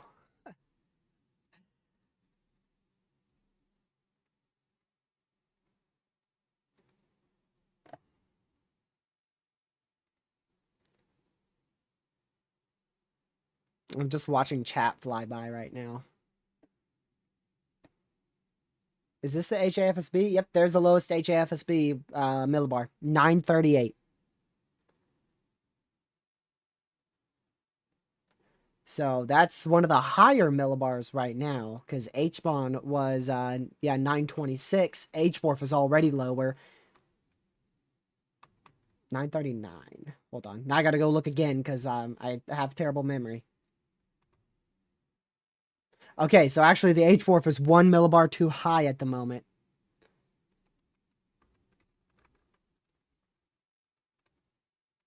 $938.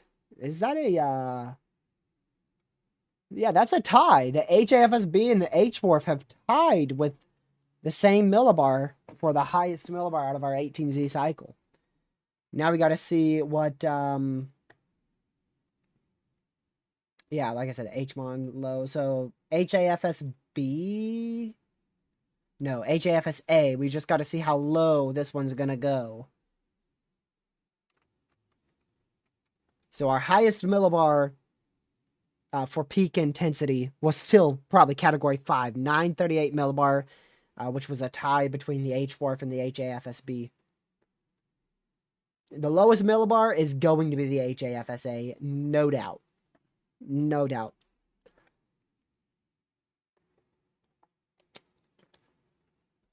Unless the HWARF pulls a Yui.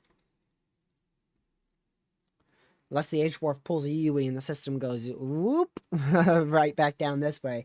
Because this area, while still favored for Category 4, maybe low in Category 5 intensity, it is nowhere near the near sub 900 millibar environment that we have out there with the where the HAFSA has Melissa at. How low do you guys think it will go? Go ahead and say your millibars in chat. Not the last frame, just overall, how low do you think this millibar is going to go on the HAFSA model run? It has 1, 2, 3, 4, 5, 6 more frames, and that is 18 more hours from this on. Let's see. I'm not saying Jake's. I'm not. I'm going to go this whole stream without saying it one time. 889, 895, 930, 897. Caleb, you're weird. 893, 903, 899, 897, 890, 894. A lot of 8s. A lot of sub 900 millibars.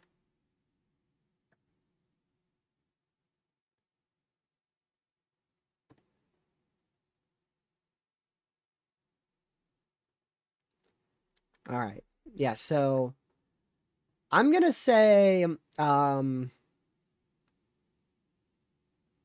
to say 880, no, 890. 890. Ooh.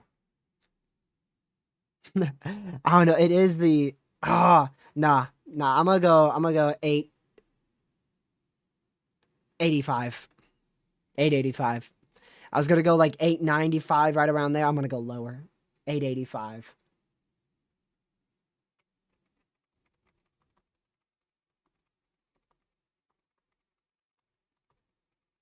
Considering the environment this is in, and that I just opened up on infrared, I wonder if I'm the lowest one. 892. Yeah, 888 I think was the lowest one.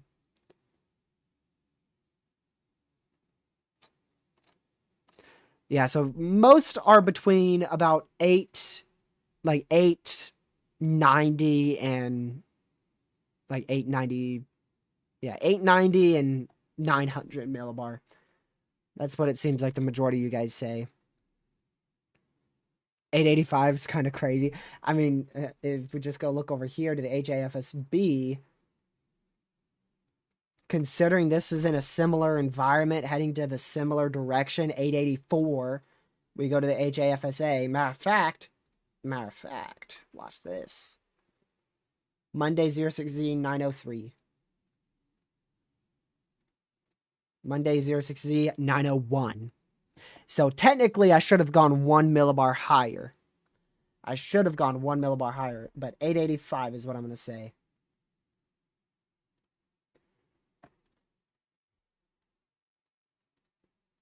HAFSA. Yep. 903 still. Imagine it goes sub 870. Yikes. 1 millibar isn't a big difference. I say you're wrong. Because what if it's an 869? Because if it's an 869 observed millibar, it's the lowest ever recorded from a hurricane. So 1 millibar indeed it does matter, and it's a difference.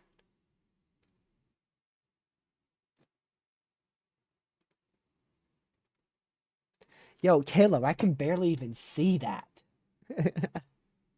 What the heck, man? I can barely even read those numbers, dude. All right, come on, give us some more frames in here. Come on. But yeah, whilst we wait for this, if you haven't already, hit that like button to help spread the stream out to the YouTube algorithm. Help more people become weather aware about this system. Thankfully, won't be impacting the U.S. outside of maybe some rip currents. And if you haven't already, make sure you hit that subscribe button with the notification bell set to all so you know when I go live or upload another video. This is like the Price is Right, but with the barometric pressure. Sure is. Sure is. Everybody put your bids in. What's funny is, Pete, I literally just watched that today, too. Actually, it's on... We have it on every single day. It's just some days we don't fully pay attention to it. But I love The Price is Right. I've been watching that for years. Years, dude. GR3 analysis. You forgot the A in your name. GR3 analysis. Wait, is it even analysis? Hold on. I don't even think it is.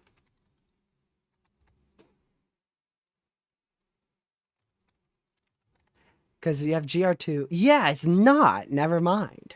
Your name is actually a radar product or radar software.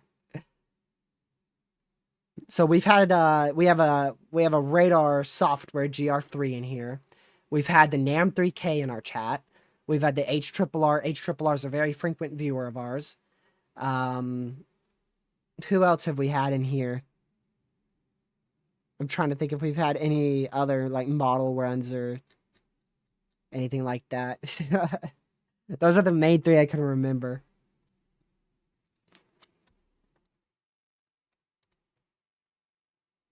Ooh, I was wrong. I was wrong. Yep. 902 might have been the lowest it goes.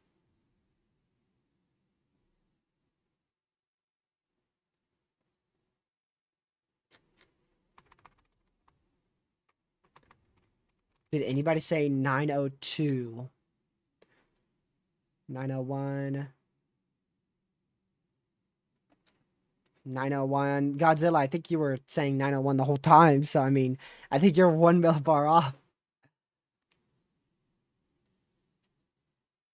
I don't think anyone said 903 from Tornadic Rebel.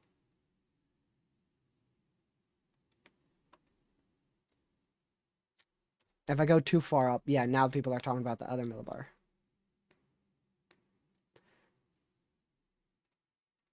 There's still 1 frame left, so technically there's a chance it can go a little bit lower.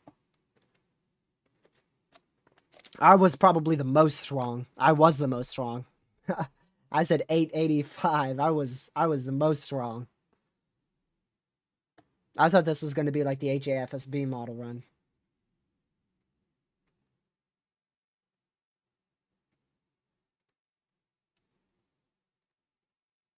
Let's see, back to the HAFSA. So we're going to wait, yeah, a little bit longer. A little longer. I'm not going to stay live for too much longer. But I do want to just see the end of this run. I could really, honestly, I don't really care much about the HBORF because it's dead wrong anyways, so I could really care less. My favorite model run is the HAFSB for hurricanes. For tropical, or for hurricanes, it's the HAFSB. For tropics outside of hurricane models, it's the... It's probably... Dang. I guess the GFS ensembles, technically. If we count ensembles, the GFS ensembles. And then for severe weather, it's probably also the GFS ensembles. I like the GFS ensembles a lot.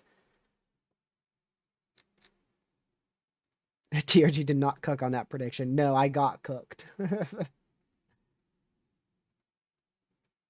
My favorite model run ever is probably... It's so weird to say, but probably the GFS. It really is.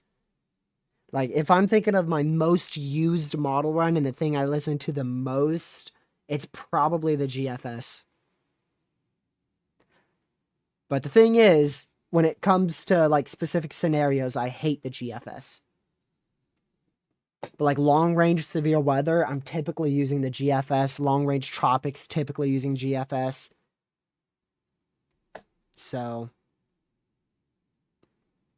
It would be between... And no model run's the best, though. I know there's a a bunch of European lovers out there for the Euro model, but man, that model run, the few times I used it was dead wrong. So like I used it for a while and then I was like, nope. But another reason why I use the GFS a lot is because of its products that you could use for free, because the GFS is obviously an American model run. So when you have sites like Tropical Divots, like Cyclonic WX, Pivotal, College DuPage, all those sites are going to have a very large product selection of the GFS and minimal selections of any other model runs like the European model runs.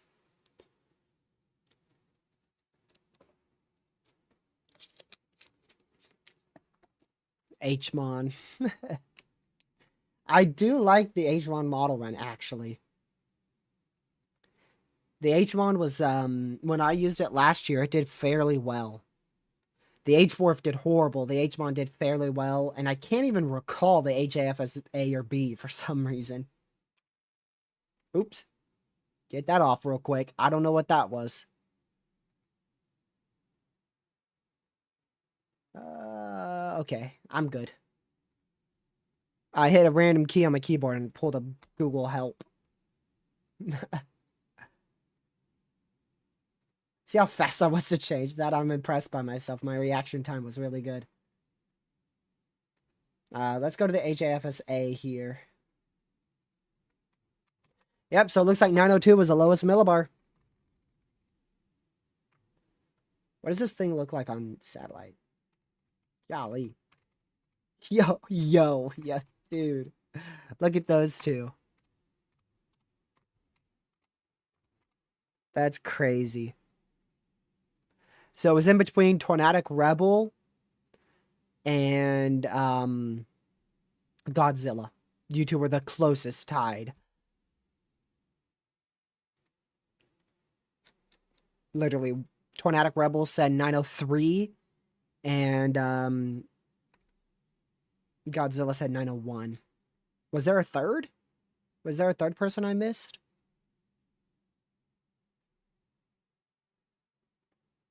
Let's see. Wait, GR said 901 too. Yeah, GR said 901 as well. GR3. So there was a third person that I missed there.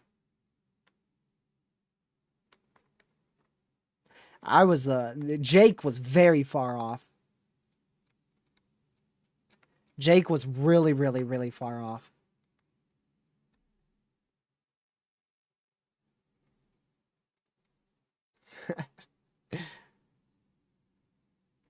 All right, let's see the H4, see if it's a little bit longer here. Yeah, this thing's just stalling out between Jamaica and Cuba. Wow. But all right, if you guys have any kind of last minute questions here, go ahead and put them in the chat. We're wrapping it up. Again, if you haven't already, make sure you hit that subscribe button with a notification bell set to all, so you know when I go live or upload another video. Tomorrow, I'm kind of 50-50 on doing a stream. What's tomorrow? Thursday.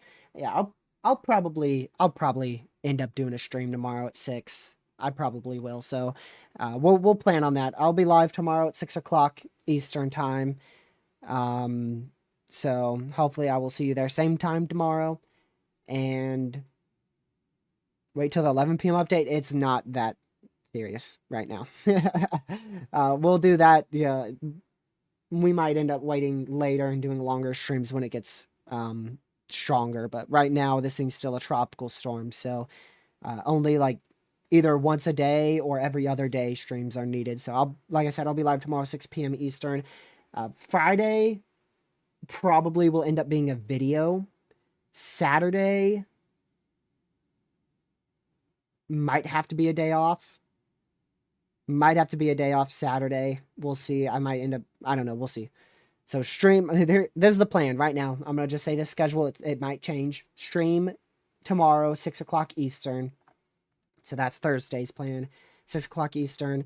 Friday, video between 4 and 5 p.m. Eastern. Saturday, stream at 6 o'clock Eastern. Sunday, day off. Monday, stream whenever. Monday might be an early stream. It depends on the intensity. That's the plan right now. Did you write down the bet? I did. I did. Let's see. What's your opinion on the intensity of this? I think it will get to Category 5 status Monday. See you tomorrow, Poison. How am I feeling? I'm feeling much better than I was yesterday. Definitely needed that one more day off before getting back to it. Hopefully I'm better tomorrow. If not, that schedule's definitely going to change. Still a little stuffy nose, but nothing like what I was dealing with between, for some reason, after I finished stream Saturday. So Sunday, Monday, and Tuesday was all pretty rough. Models didn't technically, I guess, a little downtrend if you consider going from a 884 millibar to a 902 millibar downtrend, but not really anything too substantially different. Models will continue to fluctuate in intensity over the next couple days. But anyways, that's going to be it from me. I appreciate all you guys for tuning in. Thank you so much for the support in this stream. We reached over 2,300 people, over 2,500 people now with the word of today's information on her soon to be Hurricane Melissa, currently Tropical Storm Melissa. I will catch you guys tomorrow at 6 p.m. Eastern time for another live stream, and hopefully you guys have a fantastic rest. Ooh, I just realized there is something. I'll just skip it. There's something at 6 o'clock. I'll just skip it. I'll be live at 6 o'clock Eastern tomorrow, and I hope you guys have a fantastic rest of your Wednesday. Let's go ahead and head over to the ending screen. And again, if you haven't already, make sure you hit that subscribe button with a notification bell set to all, so you know when I go live or upload a video. Once again, live stream tomorrow at 6 p.m. Eastern. I will see you there. Stay safe. Watch for your weather in the tropics. Thank you, Mods from On Chat, and everyone for being here. Again, have a great rest of your Wednesday. Goodbye.